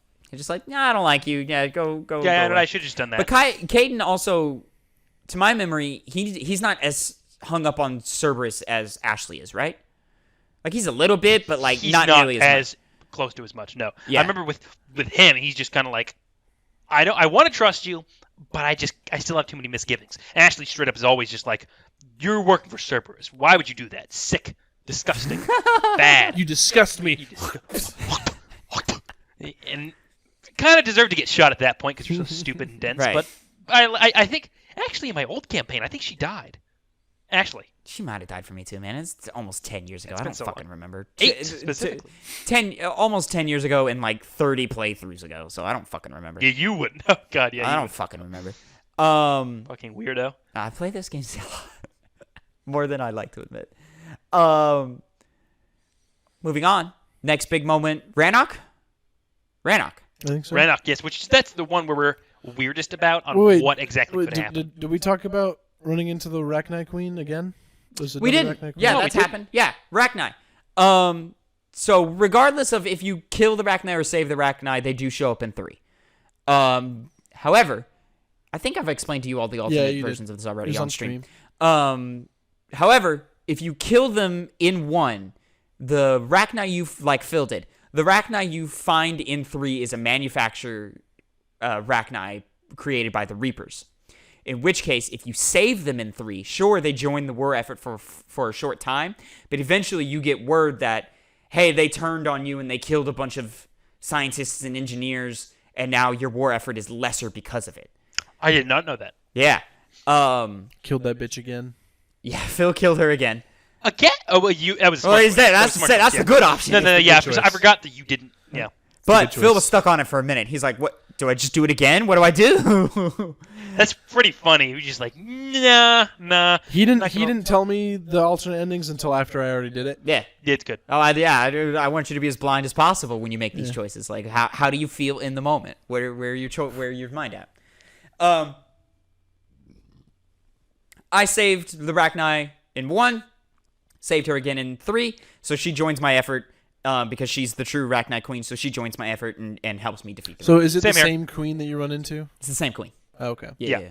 She even goes into explain how she was away from the rest of civilization for a time, and then the Reapers found them. Which I'll say, Connor, I did not know how drastically different the dialogue is. The dialogue the Arachnite Queen feeds you is so different depending on if you killed her or if you saved her in 1. She talks about how, she basically says she's a man, she was created by the Reapers or whatever, but she wants to leave. How much pain she's in, how much she's in a lot of pain. She wants to leave. Help me, get me out of here, and I'll help you. She's more desperate. Yeah, but it's there's this grave undertone to it in the way it's written and the way it's delivered to where you're like, I don't trust what you're telling me here. And you didn't trust him. No, you were like, I was like, there was a thing where it's like, I feel like if I let you go, you're just gonna still be in pain. So I feel like this is the more humane thing to do, and also it's still consistent with what I did. If I didn't understand those grave undertones that you were talking about, that's what I would have gone with as well. But if you were gonna also kill her in this situation, it makes sense you would do that, considering you killed her when she was being reasonable in the first game. Yeah, you did not give a shit then. Look, man, it's not that I killed her when she was being reasonable. It's like, maybe this one will be good, but I don't know about the ones down the line. Yeah. Phil was making long-term choices off of information he didn't understand. Well, no negative consequences came from it, exactly. except wiping out an entire race of innocent beings. You genocidal freak. Entire race of you monster. Terrifying bug monsters. And they're nice. They're nice so if you give nice. them a chance. In fact, they're nicer than almost any other race that you experienced. Oh, yeah, they're really nice when they're spitting fucking acid at you. They speak through pheromones and music. Emotions. That is beautiful. That is beautiful, actually. Oh, this Meanwhile, so what are beautiful, you? What are you, a reviving human? dead people and Oh, talking yeah. through And them. what are you? A human. Disgusting. Yeah. And hey, I own it. disgusting. I'm a disgusting bag of There meat you and go. gas. And then you turn around and Okay? say the Rachni are disgusting. Exactly. Fuck them. Okay, in fairness, though, I do hate Batarians as a race. I am a racist. Whoa! I am a racist. I mean, they did wipe out my entire colony when I was a child, Whoa! as an entire no, maybe not entirely. The majority of them are slavers. Okay, take this as a criticism or an analysis or whatever you want to do. They did not cast them in a positive light in any way, shape, In or any form. way, They never ever did. never made them seem Krogan. like They shouldn't. good people. They shouldn't. You're a human. But So you're Krogan gonna were see things humane. from the Like, human you perspective. understood how But bad Krogans and humans don't have bad blood. Turians, though, also you understood that there was nuance there. There's, I would say it's tense between Turians and humans. Batarians and humans have bad blood. Fucking beef. So what you're saying is I'm justified in being racist towards Batarians. No. Well, you just said that it's understandable because there's bad blood between No, I said it's understandable that from the human perspective, it's tough to see Batarians as good guys. Tavin, are you understandable that I'm a racist. Yes. Tavin, are you human? I am. Case closed. But I can understand the bigger picture here, guys. Hey, man. In Arrival, I tried to warn them. I think didn't work. Turians and Batarians probably get along great, man. That's all I'm saying. You probably wiped out, you could have wiped out fucking Victus's best friends. Hey, and then on the Citadel, when there was the refugee Batarian, I was nice to them. Now, can we all agree Vorcha are scum? Yes. You die now! Yeah, Vorcha. Yeah, well, in fairness, though, they were kind of taken off their home planet before they could evolve Yeah. enough. That's kind of a thing with a lot of races, and I feel like a lot of it is the Solarians' fault. The Solarians seem like they cause problems. Because if you look around in the STG base, there's data logs of the Solarians discussing options to bring the Yogg up. Yeah. And upbringing the Yogg. And They the wanna Yogg play are God. not ready. They want to play God. That's all they want to do. That's all they want to do, those Solarians, man. They just want to play God, but they want to just conduct experiments and They see just what will wanna happen. Poke you with needles They and shit. poke you with a needle and see what you do. Guys, relax. Like, maybe just live life and just be okay with how things are. Dude, just fucking Chill out with a couple of Asari babes, like. Anyways, moving on. Is there any other smaller side story that has grander implications other than the Rachni? I don't think there is. I think the rest is just squad mate stuff, which we'll get into later. So Rannoch, Geth Quarian dispute. Yeah. Phil, Yeah. how did that end up for you? Perfect. And what is perfect? Everyone died. Oh my god! No. I didn't even know that was an option. No, the Geth they have individual thought, and the Quarians live.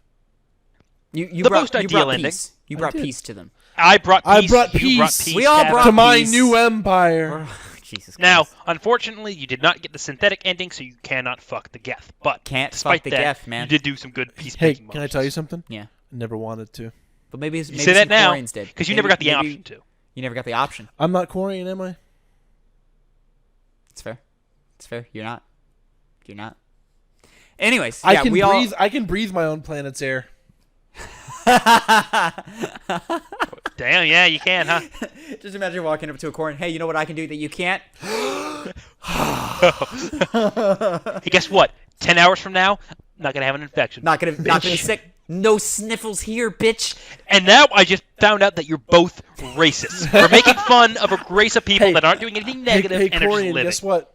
Achoo! Achoo. Racist. Racist. See? Oh, you said I'm not understandable with being racist towards Batarians, but you could be racist towards So Quarians. moving on.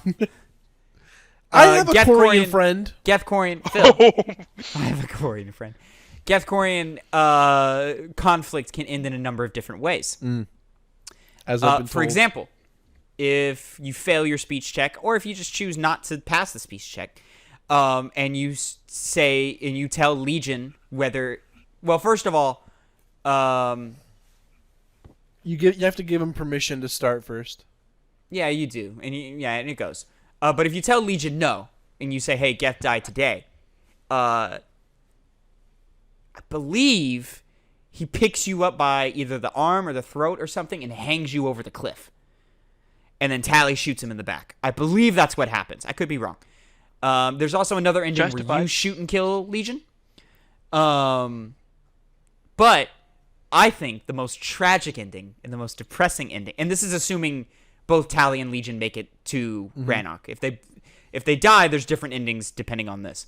The most tragic ending, however, the most heartbreaking ending, is if you fail your speech check and you allow the Geth to become sentient. Tally begs you no. You tell her, I'm sorry, this is going to happen. She goes, Shepard, my people will die. And he goes, this is going to happen. And then you look up and the Quarians are fucking getting obliterated. They are all dying. It is the end of the Quarian race. Oh, fuck. And Tally is so distraught and so traumatized by it. She brings her arms up in a T pose and swan dives off the cliff and kills herself. And it happens in slow motion. Damn. All right. And it is fucking drama queen. Am fucking I right? heartbreaking. And is there a moment of silence and then Legion just says, "Thank you, Commander Shepard"? No, you now conversation and something happens. It's a Shepard Commander. Shepard Commander. Thank you. I mean, but same thing happens. Legion dies no matter what. Yeah. Legion doesn't make it. So you kind of just left there depressed at the end You're of it. just like, all my friends are dead. All my friends yeah, you'll die later. But you get the Geth. And the Geth are way more efficient than the Quarians. Oh, way more powerful than the Quarians. So many Geth. So she just dives off. That's it. Yeah, she dives off and she doesn't like say anything. She doesn't say anything. She might say something to herself or something, or cry about her people or something. But eventually she makes the choice, and then like Shepard is watching Legion, and then he turns around, sees what Tally is doing, and they do that. They cut to slow mo, and he starts running after her to try and stop her, but he doesn't get there in time, and she falls off the cliff, and then it fades to black. Hey Tavin. Yeah. So. Yeah. I saw the cutscene where that happened. Did you? Yeah. Oh. She she takes her mask off and then swan dives off. Does she take her mask off? Yeah. Oh, I didn't know that. That makes sense though. I guess, yeah. She's killing herself. She's been sure. She's like, I'm dying. It was after I played that mission. Oh, okay. I've seen the cutscene. Oh, interesting. Yeah. Interesting. Did you see anything else? No. Okay. Fantastic. I was just interested. From there... Because you said there were so many different endings. That was like the last big decision. That's the last big decision other than the final choice, which we already talked about. So, we can go around, talk about some of our favorite moments, talk about some of the things that did. Let's talk about survivability. Who made it? Who made it to the end? Who maybe not so much made it to the end? Connor. Zaid and Ashley and Morden. You lost Zaid. Well, I mean, in Mass Effect 3, who died? We already know. The must dies, Thane. Yeah, okay. Thane, Morden. Legion. In that case, Legion. They gotta go. Ashley and Zaid were the two that Well, died. Ashley doesn't count because she died in the first game for you. Kate. Wait, no one died. They didn't die. What? Nobody died. You just lost Zaid. Okay, That's the point I'm Zaid. making. You just lost Zaid. And I am a perfect boy, and I do everything perfectly. Oh. And everybody makes it to the end. Note. The only reason he got Zaid to live was sacrificing the lives of innocent workers at an oil Very It's true. not true at all. It's Yes, not it true at was. all. It's not No, true at all. he I saved passed those both- workers, he and I passed passed both my speech speech checks. check. Oh, shit. Because some of passed us both know speech how to checks. plan for the future and do side content. Some of us have played the game before several times and know to the point where the suicide mission is just a science problem. It's They just a work math out in their head. problem. It's just a math problem. problem for me. Just 2 plus 2. Some of us degrade this amazing final mission that's supposed to be super stressful and intense, and it's literally just like, oh, this person does this person does this, and that's it. There's an interesting theme there for humanity about how the biggest fan all of a sudden just denotes all that to just numbers and options and choices on a gamepad. Just a checkbox. Just a checkbox. That's all Okay, this game is to Tavin. He hates the series. he dissected frogs alive and then just saw them just like, it Dude, I twitched once saw there, Tavin. it I once twitched saw there. Tavin back in school. He dissected an owl pellet and ate it. Dissected an owl pellet. He went to high school with you. That's not a lie. I consider that a truth. Why are you both lying? I did not go to high You school. did not go to high school with me. No, I'm from Houston. No. I've only known Phil for like 3 years. No, that's 4. Oh, really? Huh. Coming up on I thought you We met met him in in high college. school. Oh. Yeah. I thought you met. Oh. No. Look at all Oh, these revelations that are happening tonight. You That believe me. encapsulates- I'm convincing, dude. I'm like Shepard. Anyways, guys, yeah, Mass Effect pretty tedious when you think about it. No, I'm playing. No. Tavin hates the series. No, everybody makes it to the end. He loves Phil. Kingdom Hearts, though. Phil, how did it turn out for you, buddy? I don't want to talk about this, Tavin. So Zaid, you didn't get his loyalty in No, two. who cares? So Zaid About dropped Zaid. dead for you too. Yeah. Anything Wait, outta else here. of note happened to you, Phil? Well, you know, Morden always supposed to die. You know. Well, yeah, all You know, the supposed deaths happen. Thane's supposed to die. Yeah. Legion's supposed to die. Yeah. Anybody who maybe wasn't supposed to die, not make it through. Fucking Miranda. Fucking Miranda didn't make it. Oh no! Why not? Why not? Well, Phil, did you meet her all 3 times on the Citadel? Yeah, Did you give her access to Alliance records? I sure did. Did you warn her about Kai Lang? Mhm. Well, that's interesting. I You did- had her I- loyalty from Mass Effect 2? Yeah. I did all. It seems like I did all the right things. That's Tavin. interesting. He did do all the right things. I What did- could you have possibly done to have doomed Miranda to an early grave? I have a Dipped my wick. Dipped your wick. Yeah, in the Dipped second your game. wick in your second game. Oh, you fucked Miranda in the second game. I dipped my wick in her, And then what happened, Phil? and then so Liara wasn't really an option in 2, Oh. and I was planning on doing Liara all throughout the games. Oh. So you went back to Liara. I went back to Liara. And you broke that poor girl's heart. I know, and You it was such a fucking dramatic thing. I teared monster. up in that moment, You did tear up in that moment. and It was- it's almost like that God. should have been enough. It's not. You The, saw her dude. cry? This woman shed tears. it's not the bullet that killed the beast. It was a broken heart. Broken heart. Fucking Padme Dude, you Amidala Padme over here. Amidala Miranda, bro. Oh my God! You did. Oh man, I no longer have a man. I no longer have a constant dick appointment. I guess I'll die. Right next to my sister, who I love. To rebuild this moment for you, Connor, because you weren't there when it happened. The scene plays out normally. Miranda kills her father. Miranda didn't get shot by her So father because unnecessary. he managed to talk Henry, whatever the fuck his name, down. So Henry doesn't shoot her.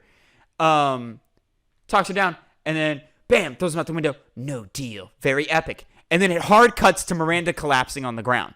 To which I exclaim, fucking why? Because me thinking Phil passes all the check marks with Yep. giving her the Alliance records, I warning did her all- about Kai it's Lang. almost like I did it all talking right. Henry Lawson down. I thought he fucking nailed it. So when she fucking dies, I hit the Googles live on stream, and I find the answer, and I look to Phil, and I say, dude, I'm gonna say this right now. This is bullshit, And it is. and it is. Miranda dies of a fucking broken heart. It's literally if you romance her in the second game and then you break up with her, She dies. she dies. Guys, Yeah. Yeah. Now, Yeah. Miranda died in my first game. Mm-hmm. Okay. I romanced her in 2 and rejected her in 3. Oh, you killed Miranda. I thought that she had died because I missed something. Nope. Or you might have missed something. I feel like I Did did. you miss her third appearance back in the day? There's no way to tell. I remember meeting her in a room. Meeting her in what room? Meeting her in the docks or meeting her? No, like an apartment room. Oh no. Well then, yeah. Well then, it depends on if you gave her those records or not, which you probably did. In which case, doesn't fucking matter. It's literally. Do you think you talked break Henry up with down? her. Because if you don't talk Henry down, Henry shoots her. I did talk him down because I remember. Well then, Sure. Connor. 8 years ago, Miranda died of a broken heart for you as well. Damn, I thought I had messed something up. You did. I You did. played Yeah, with you a fucked woman's her. heart.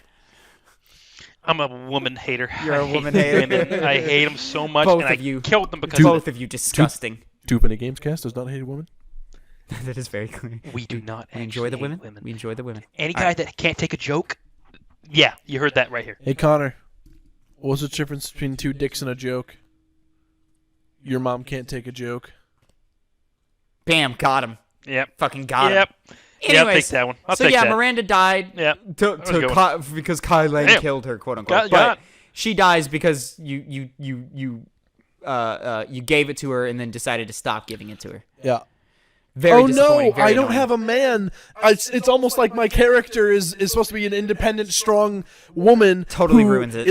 Has a hard exterior, but then has a heart of gold when you get to know her. Totally Oh ruins it. man, she needs a man apparently, or else she fucking dies. Honestly, I can't believe they didn't change that in Legendary Edition because it's totally against everything Miranda stands for. it just ruins the character. It's ruins the stupid, character 'cause her entirely. entire thing is she was very strong-willed, Yes. and then she dies from being weak. She's meant to be the strong, independent woman who doesn't need a man, but she'll fuck you anyway. Said the line. Exactly. I was going for Yeah, that. no, I was happy. Boys, let me ask you a question. If you don't have Miranda's loyalty, She probably still dies. She does still die. Does that change anything for y'all? No. I'm going to be honest. Yeah. It's Criticism kinda hard, of Mass Effect. It's kind of hard not to get her loyalty. Yeah, but Well, just like, don't do the mission. as far as Mass Effect goes, I guess one of the bigger criticisms At some point, is, it's just a video game, and we have Yeah. to take it as a video game, yeah. which is the fact that loyalty shouldn't influence whether somebody lives or dies In based 3. off of just injuries. Yeah. So remember, Yeah. that just shouldn't kill you. Dude, Shepard is just that inspiring. He'll His dick take game is you to the that finish line, good. man. His dick game is that good. That good, bro. Why would you His live dick if you game can't is have it too anymore? good. If he gives you the dick and then stops and then you, takes it away. it's basically Might as well just die. It's Hey. you're basically signing a death wish. That is true. There is one phrase that has always been incredible. uttered by Commander Shepard. We'll bang. that- Okay. Fun fact: Thank you. if you Good, fuck good. Diana Allers and then kick her off the ship, she doesn't leave in a cordial manner. She gets in a fucking trash compactor and fucking shoots herself off into space. That's not true. Not at all. I was going to. I bought it. You believed him? He's the Mass Effect expert. Why would I think he hasn't lied to us Hey yet? Connor, it says gullible on the ceiling. Let the record show he looked up. Guys, No. he I looked didn't he look him all the way. looked I looked He at the 100% posters. looked I up. looked at the posters. I looked at the He posters. looked, his eye. It wasn't like a hard look up, but he looked up a little bit. His eyes, his head stayed locked in position, but his eyes, there was a twitch. There was a He was quick twitch. wandering. All right, Phil. Next time I come into this apartment, paint or put letters on the ceiling. Gullible. It's against my lease agreement. I can't Yeah, do you that. can't do that. Unless you glued some foam letters to the ceiling. You for a can minute find like and take it magnets. off. You can magnetize things. Magnetize. Those are magnetic posters. Anyway, since we already mentioned it, Phil, you went back to Liara. I did. How was that? It's great. You liked I like it? Liara. Fantastic. You felt it was a well-developed relationship? Yeah. Guys, I'll tell you what. Ashley, if you do Ashley all the way through, not a well-developed relationship. No. Terrible romance option. She's not the best developed character. No. No, Not It's at all. racist. And racist. So don't do that. Yeah, they kind of The come around worst to that. romance though. option, by far, Jacob. You romance Jacob in fucking 2, cheats on he you. cheats on you in 3. Cheat. Yes. Yes.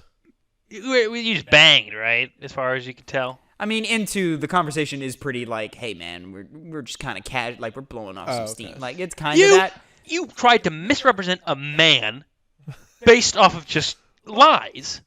Pig. He kind of cheats on you though. Pig, you are racist against Quarians. Yeah. You hate I hate men. Men and women. Wow. Now, did you hate him because he's a man? No, we're not going there, Connor. We're not going there, Connor. It took me a second. I I am knew exactly stopping where you this were going right there. now. We're moving the fuck on. So we've already established that you're racist. Connor, Yeah. who did you romance? Tally. You She continue is to tally romance from 2. only time I've done it. How was And it? it was I've always I like So Tally you as did a 1, 2, and 3? No, can't do you it can't in do it in one. Oh, okay. Yeah, you only Oh, right. It's Ashley only 3. or yeah. Liara or Liara and Caden, I guess, depending on who you are. Ashley Lara Arcade, only Yeah. options. But I enjoyed her character so much. She's incredibly cute. Like that character's So adorable. very adorable. She's Very so nervous. yeah. She has a lot of and it just makes her entirely one of the most likable characters in the entire franchise. Why I think she's one of the best characters is because she's a lot of the other characters kind of act cool. Yeah. In all different aspects, Miranda being a big one. Obviously, Liara, she becomes a total badass. And Tally's the one character who still has those badass qualities, but she seems like the traits of her character are so much different than everybody else's that it makes her a nice romantic break from other options that So- you have. I differ from you guys. Hmm? I Yep. don't get the hype behind Tally. You know what? Like, I got none of that in 1, mainly because I didn't care enough to talk to her. In Least 1, developed she's in 1. She's more of an exposition dump for how the Gethicorian works. Yeah, I wouldn't argue. I mean, she still begrudge her has for that. some good character moments, and if you go way out of your way to do her mission in 1, which takes a whole lot of work, it's cool. It's neat. And then in 2, I was like, yeah, okay, I'll help you out. And then it was like nice. I mean, I saw like a nice little companionship, like friendship in 2, you know. And I was like, oh, that's cool. She like, grew on me more in 3, but I don't think I would romance her. How great are her scenes on Rannoch? Yeah, with the romance option, Connor. Very good. They're so good. Very, very good. In They're so fact, the moments where she says, it's kind of a joke if you romance her from 2 and 3, where she says totally worth it, Yeah. which is Oh, because Did you look at that picture? They updated that picture. Did you look at that picture? yes, Yeah. nicer. So for you to, Oh if my you don't God. know, in the original game, if you romance Tally, she leaves a picture in your cabin of her face because obviously you see her face because you're boning. So do you actually get to see her face? Yes. Kind of, in an asterisk. So the only way you get to see her face is through this picture she leaves you in the cabin, in which you pick up this picture frame, and it is a photo, in the original game, it is a Photoshop picture of some random Google image. Tinted purple. Tinted purple. They, like, edited her hand instead of 5 to have 3 fingers. Like, it looks terrible. Fuck. It's atrocious. You can Google it right now. Yeah, it doesn't look like an alien race at all. People found the original photo instantly. They were like, "What the fuck is this?" In this Legendary Edition, they updated it to make it a face. She still has like her helmet on, but her mask is off, so you see her face. Are you looking up the new picture? Oh, no, you're just texting somebody. So, yeah, sorry about this. So yeah, you can look up the old and the new real quick, Phil. So yeah, Tally's romance is great. Liara's romance is great. What the fuck? Oh, you're seeing it. It's not great. Yeah, That's it's not so good, is it? weird. It's not just great. like So, a random woman. Yeah, I gotta it's see it some again. random And then fucking the updated woman. one is just her without her mask. Yeah, which is what you want. You want a character without her mask. Yeah. Yeah. What the fuck? That's so weird. Also, when did she take it? Who did she take it with? Who took that photo? She took Was it she with a like drone? a model? Huh? She's like a model Yeah. on what Rannoch? How What long the did fuck? she stand there on Rannoch getting sick, breathing in the sand? It's too many With questions. no She has suit different, on? she has different clothes on. She's Yeah. changed. Well, in the Legendary Edition, it's a new picture. She does have different clothes on in the original photo. You've seen the new picture, right? Yeah, I've seen Yeah, both. he's looking at them right now. Okay, both There's of like them, okay. there's like a side by side of both. Which, like, Yeah. the new one, cool. I appreciate it. It's better. Show me her fucking face in game. Yeah, there's like a side by side photo of both. Oh, that's a way better image than I even remember. Oh man, and the sun glare is gone. I forgot about the sun glare. I think even in the original image, the sun isn't that bright. Like It's the not. original image that you could find, like the sun is way toned down. Because they didn't want to make her They human wouldn't make it too characteristics. opposite. They were trying to hide it. It's just she's wearing fucking normal clothes, even though she was born on a fucking spaceship Just where some- she always had to wear a Some suit. fucking woman. Yeah. Doesn't make any fucking sense. Anyways, so I'm Femshep. I had the pleasure of romancing Sir Garrus Vicarian. The stud. And boys, Archangel himself. let me tell you, man, Garrus hits every fucking time. Like Tally, unlike Tally, Garrus is cool. He's dope. The entire thing, he's your best bud. He's your war buddy. He's Tell got me your more. back. Tell me more. Like, does he have a car? No. He's got a sniper rifle, though. It's pretty cool. He's got Now- scars. He is great. He Great. is like top 3 characters. Yeah, Definitely. absolutely. He's your best fucking friend. But as soon as you show romantic interest in him, all of that fades away. Does and it? you see it kind of in the Citadel DLC, Phil, when he tries to flirt with that woman and just totally fumbles the ball. That's him. He's like, your hair looks nice, People in here are probably alcoholics. and your hips look fertile. like he totally, like, he does not know how to interact with Shepard at all. And the way she kind of like pokes fun of him and toys, it's the most adorable fucking relationship. But then, like, as it develops and they start having real fucking moments, it's so incredible. That great scene where they're on the bridge and they're shooting the doing the flashes shootout. with the rifles and stuff. It's not that, but he practically proposes to her on that bridge, and it's like he does the full, like, he leans her down, like leans her down and kisses her and shit. Like, oh It becomes my smooth. god, Kevin. it is smooth. And Kevin, I think you might be a homosexual. I love Garrus, man. I fucking love him. He goes, "Are you ready to be a one-Turian type of woman?" And I'm like, "Yes! I always wanted to be a one-Turian woman, boy." Okay, solve this question right now. Is Yeah. Tavin gay? Now, I believe... Why are we having this question? think I might be. believe no. Not for humans. Clearly for Turians, he is gay. Turians, Give me yeah. that Turian dick, baby. Sir, he does not care. He does not Give me care. that Turian dick. I'll take it all day. Thane's great too, but Thane, you have the pleasure of, if you do Thane in 2, he dies before you have to lock in a choice, so you can go back to Liara if you want. Damn. Yeah. And you get to have a quickie with him in the hospital. Wait, what? Really? Yes. Oh. In the hospital, you get to be like, "You trying to sneak away for a little bit?" And he goes, "Yeah, sure. You can only do it once," because then he gets tired. Because he's sick. He can't breathe. He's dying. He's like, yo, I am not the man I Pussy, used to be. pussy too good. Pussy too good. See? But Thane is also a great romance option. I love Thane. Yeah, but go with Garrus if you're a woman. character. Garrus should absolutely. Sounds the best. Both of you should replay this trilogy right know. now and romance Garrus. It's so good. I just think, like, the whole bit in 2 where he's talking about his wife, I just don't know if I would want to get in the middle of that. Was he married? Thane, yeah. Oh, yeah, Thane, his wife is killed. For some reason, I thought you were talking about Garrus. No. Still, I was thought like- that at first Yeah, as I well, was but like, I figured out Talking what about he's talking about. Thane. Yeah, a little bit too sad. He's too emo-y. No, Puts me I'm off. saying it's me off. it's not that I was putting me off. I don't want to like replace that person, like that memory. Okay, that's a good reason. But yeah, that's a good reason. I was gonna make that a joke, but that's a good reason. That is story. This man has perfect Right. photographic memory of his wife, Yeah. and the moment she was killed. And the moment he met her too. That Yeah. was Yeah. great. Yeah. Kind of never mind. I want to insult that. That's just too good of a reason. Yeah. Tevin, Or you you- took somebody. You're away a from there. fucking You home put- wrecker, dude. Well, okay, let's not She's go that dead. far. Rationally I'm a home savior. going by No, because Hey, guys, I guys, reunite him and his guys, son. guys, going by facts and logic here, Yeah.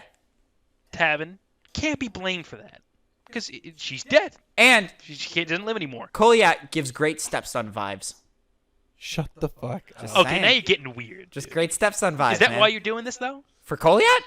The fuck are you talking about? It's Quentin Flynn, man. No, you're putting a context You on it. brought that him I'm not up. putting- No one was talking no, about that character. No at one all. even mentioned Koliat, and then you were like, "Oh man." No, y'all put a stepson. context on it. Y'all put a context on it that it was that. I did not intend. No, we did not. Oh, You I did put not intend context that. on it. I did by not intend that. bringing No, him up. I meant he's cool with you. He's like, yeah, no, I'm cool with you dating my dad. But we can't go from like romantic relationships on who you want to bang. Yeah, and then to, yeah. like, but You by the way, guys, good no, stepson. you guys Oh, are yeah, adding. You are stepson. perverted. No, y'all are adding context that I was not intending. What are you doing, stepson? No, Oh, stop it. That's Stop the it. end goal. Gross. Guys, his dad just died. That's why we're offended because you mentioned it. I didn't mean. I hate y'all. Anyways, Romance is good in Mass Effect. it's Baseline. fucking great, man. It's good. It's one of those games that I Good think kind of characters. began really popularizing the idea of in RPGs choosing somebody to romance. Whenever that happens, I feel Mass like a lot of Effect the did it? inspiration came from that because I can't think of He it happening popularized it. beforehand. I don't think it like pioneered. Popularized. I didn't say like began it. Just, No, definitely didn't begin it. No. I mean, there's romances in Nice Little previous Romance. BioWare games. Yeah. I think I agree with Connor. I think had no it other thoughts about elevated it. the idea of romancing people to the next level and having romance options to the next level. It was because then If you're Fallout talking about, started like- doing it. If you're talking about like pioneered it, maybe like Fire Emblem. Fire Emblem started later. Fire Emblem's a though. good one. No, you can bang people in the first Fire Emblem, can't you? Or the first couple, or one of the early ones. I think it's only Awakening that's the first one you can decide that. Kind I of don't know. stuff. I don't know if you can decide in the original, but you have like a set one. Yeah, see, I'm talking about like options. These are of old characters. franchises in which most of us have only played the most recent entry. Yeah. 3 houses. Moving on from romances, gentlemen. DLC. Let's go in order of release, I guess. So the extended cut, which adds a lot, but really only me and Connor can talk about that. It's great, or it helps a lot. I like it a lot. We kind of talked about it before. Yeah. It elevated the game as a whole. Yeah, in my yeah, opinion. it definitely brought that last 15 minutes up to not par, but Up it to brought it up. snuff. Yeah, no. I think what brings the ending up to par is really Leviathan. where they start setting that groundwork for it should have been in the original game, and it's unfortunate that it wasn't. It starts setting that groundwork for what the ending is, and Yeah. coming into contact with this intelligence, and coming into contact with the catalyst, and It makes it to and- where it's not really a random plot point just dropped in yeah, out and of nowhere. it gives you that culture of the Context. Reaper harvestation and how the Reaper started and what happened here. Yeah. and No, so forth. my criticism of that DLC, I think I told you this, was I felt like it was going to be grander. The finale was going to be grander, but it kind of just specialized to Just adds this a couple is of more dialogue questions. That's really all it does. mainly to for the the Crucible only too. Yeah, It's yeah. where it's setting up. So yeah, like you the don't cat- see the Leviathan in your final fight, which is unfortunate. I wish you did. I do too. Like Yeah. you see them like you flying. just see them with like through you just ships. see like a Leviathan wrestling a Reaper somewhere. That'd be so sick. Maybe Like- it like reaches out and crushes one of the smaller Reapers, just like so straight up cool. just fucking That'd be balls so it up. cool. That would have been cool, but probably too much for a DLC. Back in the day, there was data caps and stuff. Like you Yeah, could do yeah. full things like that. You can only fit so much on a disc. Yeah, well, it was even less so in a data pack on like 360 and PS3. Mm-hmm. Like you could only do so much on PC. Free fucking reign. Yeah. But through consoles, you could only do so much. And how'd you guys like the investigation aspect of that Leviathan DLC? Did it do much for you? Going through the office, putting things together. It Phil, was pretty cool. you liked it? I thought it was unsettling enough, because it's very obvious that something weird was going on. Yeah, that whole mystery aspect of it. Yeah. I do like the Pretty satisfying. I don't want to say Cthulhu type influence, but almost like it had a cosmic aura type element about the Oh, nerd it's. skin up. I'd say what's that author? H.P. Lovecraft. It's very got some very Lovecraftian vibes. Lovecraftian. Yeah, very especially when you get to Lovecraftian. that Leviathan planet at the end. Yeah. Oh yeah, for sure. So much less racism, but it was still that central theme. Then Lovecraft, yes. Yes. Well, yeah, of course. A certain cat. Bum. But My biggest complaint about the Leviathan DLC is the combat missions. When you go and you get the daughter archaeologist chick or whatever the fuck she is, I don't like that mission.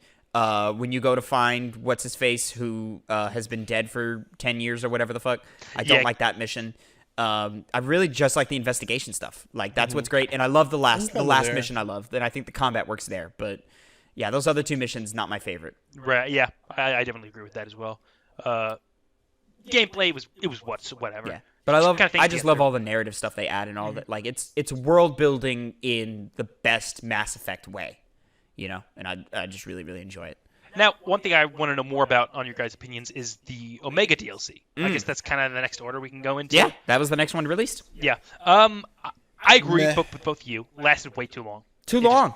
Went on and on. Too fucking long. It's like 3 hours long. Yep. The first female Turian. First female Turian you ever see in Mass Effect. Yep. Which I mean, I like that part, but was more neat. importantly, I like the story that was told through there with the whole experiments with those creatures, those Reaper. I don't like those creatures at all. I don't like them.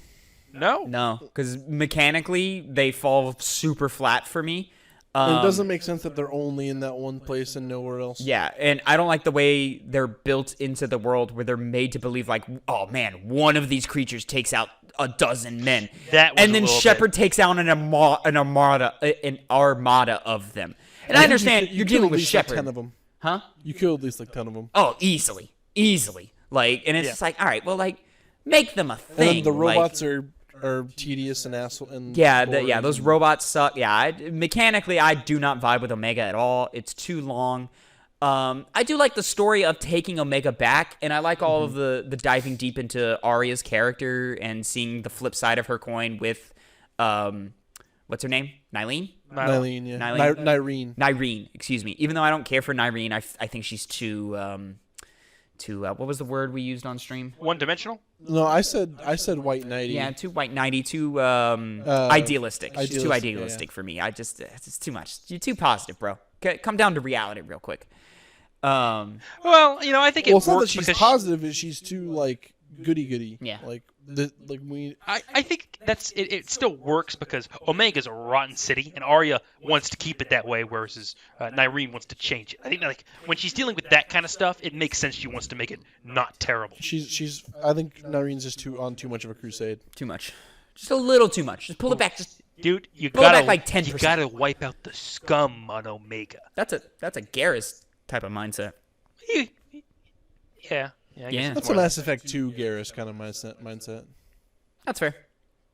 Well, but to speak positively of Omega for a second, because I like Omega, but it's definitely my least favorite piece of DLC in this game, and it's on the lower end for the whole trilogy for me. You said I got a different ending than you did. It's a moderately different ending, which is what I was going to speak to. I like the effect Shepard has on Arya's character in this DLC. Yeah, when I play this DLC, I play it pretty renegade. I side with Arya most of the time. Because I agree, and I think she has the right idea of how Omega should be run. Because Omega's scum and villainy, but I think she keeps a tight enough grip on it to where it all has a certain order to it. Yeah, Arya's logic of why she order keeps in the things the way they are makes sense. But it's not complete chaos. It's not anarchy. Like, there's rules on Omega. You have to follow these rules. It's just Detroit. Huh? It's just Detroit. Oh, it's worse than Detroit. Can't have shit on Omega. Yeah. But I love Arya as a character, and I love the deep dive into her. But I play pretty renegade, so by the end of it, she is vindicated in how she rules, and she's like, hey, I'm back. Things are back. You're going to be free in the ways that you love to be free on Omega, and I love that. Phil, however, went quite Paragon, and Yeah. things turned out a little different. Phil, you want to talk about that? No. Okay, so Well, I could talk about that. because you also went Paragon. Yeah, you eventually understand that, maybe. I mean, I don't really remember that much of it except for the ending. Yeah, there's the ending. So the overall ending with you convincing her to be a little bit more lenient is she Yeah. lets the big bad guy live. Yeah, and Partly he, because he helps you. He aids against Cerberus. She also course, gives a yes. halfway promise of like, hey, things are gonna be a little nicer here. yes, she's not gonna, because she was willing to just sacrifice swaths of people. Yeah. Now she seems like at least it indicated that she might be less likely to do A that. bit more at the very benevolent. Least. What? A bit more benevolent. Benevolent, yeah. Maybe not let as, probably, I could see her not letting the gangs be as ruthless to, random people as they Yeah. might otherwise would have been on Omega. Some, I'm just checking the time code. This is a long thing. I don't know if I'm gonna stick it on the end of the 2 Penny Gamescast this week. I think you just do it never. Just fucking do it. Yeah. Fuck it. I've got the space on BuzzFeed or Buzzsprout. Well, so I did Ted like how Wolf it for ended up. BuzzFeed? You put on BuzzFeed. No, I don't put it on BuzzFeed. Moving on. I did overall think that Paragon element does change Arya's character rather than just being this bad person who wants It's just to a satisfying do arc crazy that bad you things. see. Huh? It's a satisfying arc. It's a good arc. Honestly, there are elements of it I like it better than the Renegade route, but I think still going forward, I'll still be going the Renegade route. Moving on to the final piece of DLC. So, real quick, Citadel. you let all those people die, didn't you? I don't remember. Probably.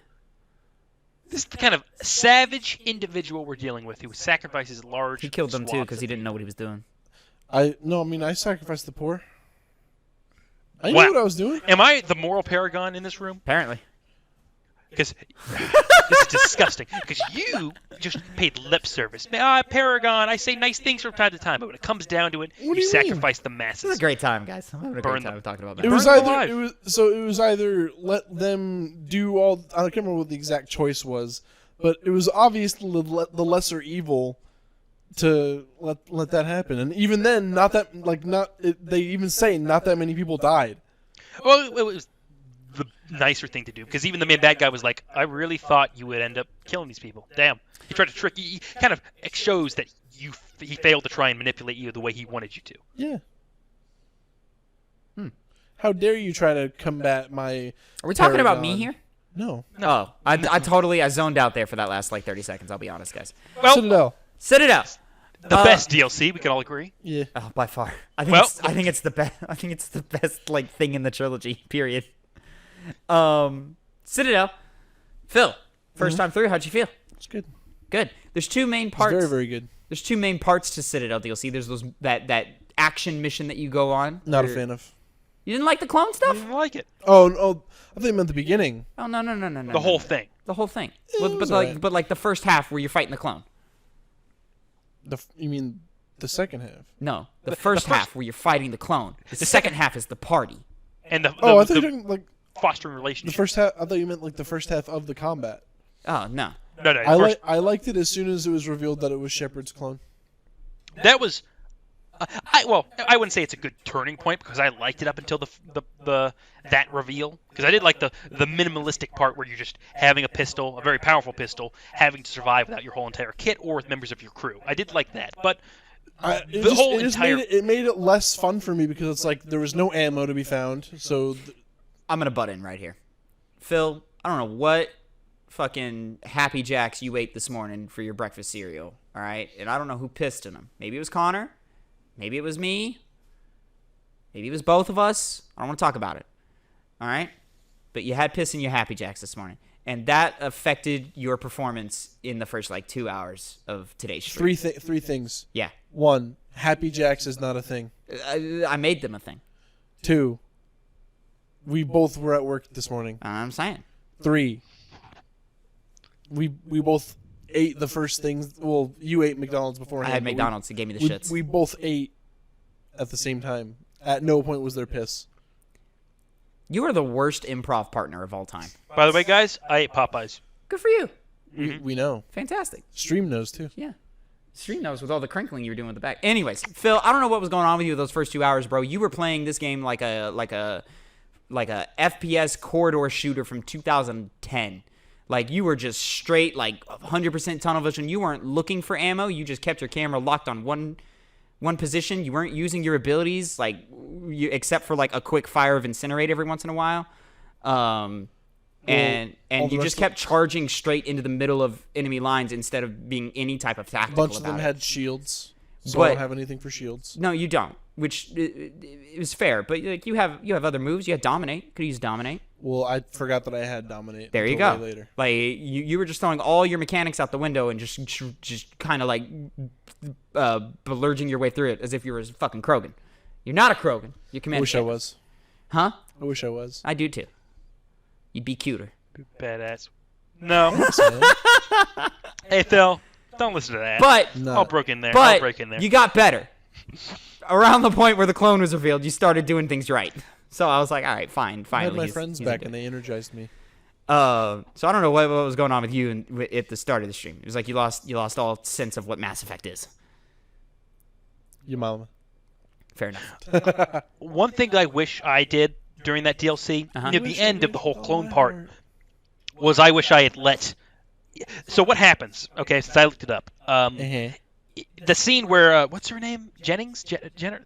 The woman who Brooke. portrayed you. Brooks. Brooks, yeah. When she... The woman who I didn't trust from the beginning. You did not. You guessed it right. Actually, that was the one time me and Tavin, when you guessed something right, didn't look over at each other and we were like, well, he's right. You got it right on the first guess. I know your stance on that is he says that a lot, so it wasn't surprising that he Who said cares, that. man? But- I thought Elena Right, Fisher was going to 90% stab him of in the the time. back, bro. Like, what the fuck? 90% of the time, I'm right. Well, I did... One thing I liked that I didn't have during my playthrough was that if she escapes from her cuffs at that moment, can The end. Shepard shoot her? No, your teammate shoots her. Yeah, a number of your can escape? teammates can shoot her. Yeah. That's what she was going to do, and then you pulled the trigger on the Paragon action. And Yeah, she the stopped Paragon doing action it. was what stopped that. So each I was character wondering has... what that was. I was like, is she Yeah. like Yeah, telling somebody she some breaks out of her secret for, like- handcuffs, runs away, and then you're... Maybe you're right. Maybe she... No, because the teammate has the one-liner. Yeah. Teammate shoots her, whoever you have in your squad at the time, shoots her and drops a one-liner. Garrus, I think, was the funniest one where he's like, I meant to shoot her legs. Or something like that. That's It- funny. Yeah. It was like a little over the top with all the one-liners, I will say. Over the top. See, Too- and, Well, it see, was, This is but- this is where I love Citadel. They let their hair down, man. BioWare finally lets their hair down, and they're like, "Fuck it, let's have some fucking fun." I made the joke where it was like, what, did Joss Whedon write this DLC? I love it. I love all the inside jokes. I love the self-awareness. I love the one-liners. I love the fucking toothbrush saves the day bit. Awesome. Yep. I do agree with the Joss Whedon comment. That is very accurate. But in fairness, because the rest of the game series isn't like that, Yeah, it was I mean, nice that's and fair enough. refreshing. It's fair enough. Very But refreshing I also think the turn of writing things. is good enough that nobody breaks character to drop a one-liner. It's true. Like, there are times where characters, like in Avengers 2, like sometimes people drop a one-liner and it was out of character. You're like, I don't know about that. Justice League, all the time. Damn near every one-liner in Justice League, out of character. You know? Like, sometimes... My man! I don't. Yeah. Who says that? Aquaman. I've never in seen the trailers. movie. It's like the meme part Oh. of Justice League. Anyways, but like here at Citadel, every one-liner is in character, and it makes sense, and it's put at mostly the best timing. Sometimes it's a little like, all right, whatever. I think there was like the only one that like made me trigger that Joss Whedon comment was like something that Liara said, and I was like, okay, that seemed kind of strange. I think there was one line where she did say She something does out of drop character. a line. I know Yeah. it's during that first like meeting where the pizza guy shows up. I just don't remember what the it's line kind is. of weird. Yeah. Anyways, yeah, but I love the whole clone part. I love that it's so separate from the overarching story, and that we just have a little break and we just have this fun little adventure where we fight an evil clone. Dope sci-fi, dope fucking story, dope. Like I like how we were in like the weapons dealer's office, and it was like, "Do I know this guy?" And he's like, "Yeah." oh yeah, Yeah. with the doctored footage of the clone, and you Yeah, can't see yeah. it's the clone. And you're Uh-huh. like, am I supposed to know this guy? And I go, yeah, you know him. You know him. You know him quite well. And also, I think it's a great opportunity for Mark Meir and Jennifer Hale to have fun with Shepard in a way that they've Yeah, never yeah. been able to have fun with Shepard. Now, the party is obviously the highlight of Absolutely that it entire is. thing. Cut it out. The camaraderie has never been better in any Mass Effect game in that DLC. Like, that was the best it's ever been. Well, I mean, throughout the entirety of Mass Effect 3, you get like your people on the ship talking to each other. Yeah. but never Great. on that large of a scale. Yeah. It's They're never that confined and conspicuous. Which I'll say, Phil missed the best on the to backtrack on the ship on Normandy. When characters are talking to each other randomly and they're in different spots, he missed the Garrus and the James war buddy conversation. Best one. Yeah, that was the best one. I couldn't remember where it happened, and we breezed by it by accident. In the mess hall. Yeah, I know where it happens. Oh, when? I don't know Okay. when it happens. Yeah, I couldn't tell you that either. Yeah, where they just share. They also lie to each other. It's to try like and make it seem like they're Garrus cooler. and James comparing war scars and trading war stories and stuff. And then it eventually they're trying to one up each other with war stories and stuff. And then eventually Garrus pulls hey, I worked with Shepard to bring down the collectors or Saren or something. And James is like, that's not fair. You can't use Shepard. Where does James come from? Why is he Nowhere. just there? He's in an the Alliance soldier. But he comes from nowhere. He has no he introduction works- at all. He works he works at the base that Shepard is held at confined. Yeah, at. but I'm just saying at the beginning of the game, he's just there. Yeah. That's probably James and Shepard they're introduced to each other off screen. I do think that It's lame. James' introduction was one of the weaker parts of the story. Thankfully, he was acted very well and he was very likable. So overall, he was a good character. I love James. I like James too. I like James. I just wish he had a more satisfying introduction. It's like, oh man, this guy's just here. Maybe it'd be like an Ashley situation where you meet him when you're escaping Earth. That would kind of make more sense. you know Joker before you don't meet Joker, you just know Joker. Yeah, But Joker's like your pilot on your ship. Joker's the pilot on the ship. He is more. It's more like a. James is a guard in your prison. But it's strange to do at the start of the third game in a trilogy. The first game is like that's fair. They did the same thing with Anderson. Obviously, stuff would happen and you can't Yeah. see it, which is it's not unreasonable where James is and how he comes into the story. It hits you wrong. I don't know why. It's done differently than any other character that's been done up until that point. Yeah. I suppose in the moment first playthrough you're like, oh okay, Who the this fuck guy's is this just kind of guy? here, Yeah. but we'll move on and we'll leave him on Earth or something. But he stays. Yeah, this playthrough recently, I didn't I understand where he's coming from, but I also still at the time was No, oh, there's I have James. more- There was I have never more a of this point where issue I was with- there was never a point where I was like, who the fuck is this guy? I fucking hate this guy. I liked him. He was cool. That fucking first bit where you're talking to him and you're fighting him at the same time is amazing. Yeah, it's great. I love that interaction. I love his whole N7 arc where he joins the N7. I do stuff. too. I like With that the too. tattoo reveal at the end. Yeah, It's nice. good. Very nice. Very good. I feel that way, but with how you guys feel, I feel that way more with Major Coates because he comes in at the end, you don't know who Yeah, he is. and I'm the same way with that one too. yeah, it's like, who the fuck It is was this weird. guy? That one I'm like, who the fuck is this guy? Why is he here? I agree, but because I loved that one trailer back in the day so much, I'm happy. Okay, but he's that in there. You can't do trailer that is for lost one to fucking time. trailer. I know, but I was in that time. And I remember that I was watched, there. It I is a good watched trailer. that trailer. It is a good And trailer. I watched all the trailers so many times, so I was just kind of happy. I was like, oh, it's this guy. Y'all were talking about the girl in the field with the Normandy thing. Yeah, she trailer. gets killed by Reapers. I watched the fucking Tobuscus literal trailer. of Oh, it's that one trailer that we're way talking about. back When, It's that way back when. Yeah. There's a great Fucking action scene Tobuscus. with Shepard. They did an alternate version where there's FemShep because they started respecting FemShep at the release of this game. There was a reversible cover where the main cover has male Oh, Shepard. the inside of the art. Yeah, but if you flip it inside out, it's That's FemShep. I did that That's cool. back in the day because FemShep is the better Shepard because Jennifer Hale is a better actor and has the FemShep has the better romance options But outside of no, Liara. I wouldn't say that. I nixed that right there, buddy. Nix it right in the bud. What about Tally? What about Tally? Jack? Jack. Yeah. Yeah. Okay. Miranda's still all right. What about Miranda? All right. Yeah, you win with Tally, Jack, and Miranda. Never mind. I take this back. And you can still go with So Leon. I got Garrus. I got Thane. Garrus Who is great else? though. Won't knack. Oh, what are you Caden gonna is go for good in Caden? 3. I'm standing you're by gonna this. go for Caden is Caden? good in 3. Boring. Caden is good in 3, man. I like at least the romance route. He's got a good romance in 3. Is Oh. it worth sticking around 2 games for? I don't know. But Romances. From a romance perspective, I can't say because I didn't romance. yeah, him. And I never. he's yeah. got a good romance in 3. Probably not worth sticking around, but okay. All right. I rescind. But I still overall, think Garrus is the best one though. I think that's all we have to talk about. I was going to say, I think that's going to be about it, man. I don't have much else to jump to that I can think of. I'm thoroughly satisfied with this podcast. And this Fantastic. is in no way influenced by my fact that I need to take a major piss. Okay, but real quick, let's wrap this wrap up. it up, Here yeah. over I can on hold it, after don't the worry, I can hype. hold it. Oh, after the hype here, we like to just do number scores just for Yep, shits and we giggles. do, We we talked do. about this game for damn near 2 hours. So obviously we all love it and like it and stuff, but put a fun little number on it. Why the fuck not? I Phil! don't remember what I gave 1 and 2. 1, I believe you gave a 7. 2, I believe you gave an 8. If memory serves. Oof. I believe you gave 1 a high 7, low 8, and I believe you just gave 2 a flat 8.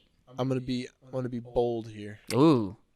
I'm gonna be bold and spicy. Oh, you might have too much spice. I'm gonna be bold and spicy. Yeah, here. there's a correct amount of spice here, Phil, and then there's too much spice. No, I don't think so. No, there's too much spice here, guys. I don't think so. Say it. Say it. I'm giving Mass Effect 3 a 9. That's the perfect amount of spice. It's exactly what the spice. I would have taken 10. Nope. Dude, No. he Too much teared spice. up. He teared up and much. cried Sure, at certain Sure. parts. It hit him hard. It hit me. Great. But let's put a little objective hat on. 9. There's some faults in this game. Mhm. Exploration sucks. I've mentioned my faults. We missed the neutral dialogue option. Some of the Dude. story beats still feel a little rushed. 9. Well, that's like your opinion, man. That final Earth mission not well designed. you guys aren't listening. I said 9. I didn't say out of what. Fucking Christ. No, 9 out of 10. 9 out of 10. That's fair. I'm not mad at that. What are you on this? See, back in the day, I would have gone hard 8. This Legendary Edition is good though. It's good stuff, man. Having all these DLC flawlessly integrated into the experience, the amount of polish added to it, man, it really does Hanging help, out man. with your friend Phil. Hanging out with Phil, getting this experience of living vicariously through him for this last Fresh game. pair of eyes. I learned a lot. There's a lot of dialogue things I didn't know could happen that Phil showed me that I was like, oh man, that's new dialogue for me. I didn't In know this all was the a thing. games that Tavin has me play. We didn't even talk about Javik. Well, It's kind of. Javik's cool. Javik's fucking great. He's cool. I never. Made me miss my dad. Did make him miss his dad. Oh, really? Yeah. Why is that? Because he talks about how he poses a question to Shepard, and he's like, if all the people that you know are dead, and you don't remember any of their faces, but in that you don't have any of the pain, because he's talking about the shard that has all the protein information. He's like, would you open up that shard and live all the information again, or would you stay satisfied not remembering any of the pain? That's true. Now, to be fair, Javik's situation there goes really dark. Arguably, it would have been better to say, hey, no, you don't need to touch the shard. It's a lot of trauma with Javik. A lot of darkness. I think it's worth the pain. I mean, I 'Cause- tell him to touch the shard, but Because just a lot Who of else pain. here would know it's more? a lot of pain for Javik. it's just it's worth it. Hmm. Not, I mean, it's not something that is, because it's not always bad. Because sure, it hurts, but sadness isn't always a bad thing. True. So it's not worth forgetting your loved ones. I defer to that. So I'll leave it at Javik that. had a lot more bad than good, though. I'm just saying that was my perspective on it. Sure. No, but I love Javik. I love all the Yeah. context he adds to the Protheans. I think Prothean. his developing relationship with Liara is hilarious and Yep. heartbreaking and awesome. He's got a great little fun hidden romance scene in the Citadel DLC, which is hilarious.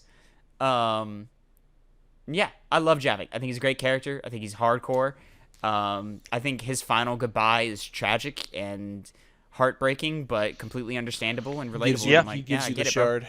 Yeah, and then yeah, I love Javik. Anyways, back to the score. Wrap up. It's hard, I know. I'm hitting an 8.5. I'm going 8.5. Nope, hard number. No, No, we've done No, halfway. I'm not aware of that system. If you're making Okay. it, if you're making me Guess do what? a hard number, This is Okay. after the hype. This isn't the Two Penny Games cast. Okay, Bitch. This is after the okay. hype. In that case, 8.5 for me as well. Okay. I was debating between that or We don't 9 do or 8. scores on the Two Penny Games. What? Cast. We don't do scores on the. This Two is Penny after Games the cast. hype. We don't. But this is like Connor. what? This is after the hype. This not is after the hype. So Gamescast. in the same way that if I was working for a newspaper somewhere and they have their own rating system, I gotta defer to the one that's here. You gotta put it up. Damn right. A5. A5. Mass Effect 3, boys. Great time. Mass Effect, Phil. Worth all fucking 120 hours? Nah. Is it at least worth 2 pennies? Take it back. Is it worth 2 pennies? Take it back. You could have been doing other things like playing Kingdom Hearts again. Exactly. But you did Mass Effect. No, it was fantastic. All 3 of these games are better than every Kingdom Hearts game. Let's, it? Before this goes further, let's not go into that. Kingdom Hearts Let's 2. not do that. I stand by my statement. Kingdom Hearts 2. Well, anyways, Phil. Yeah. Mass Effect worth everybody's time and money? Yeah.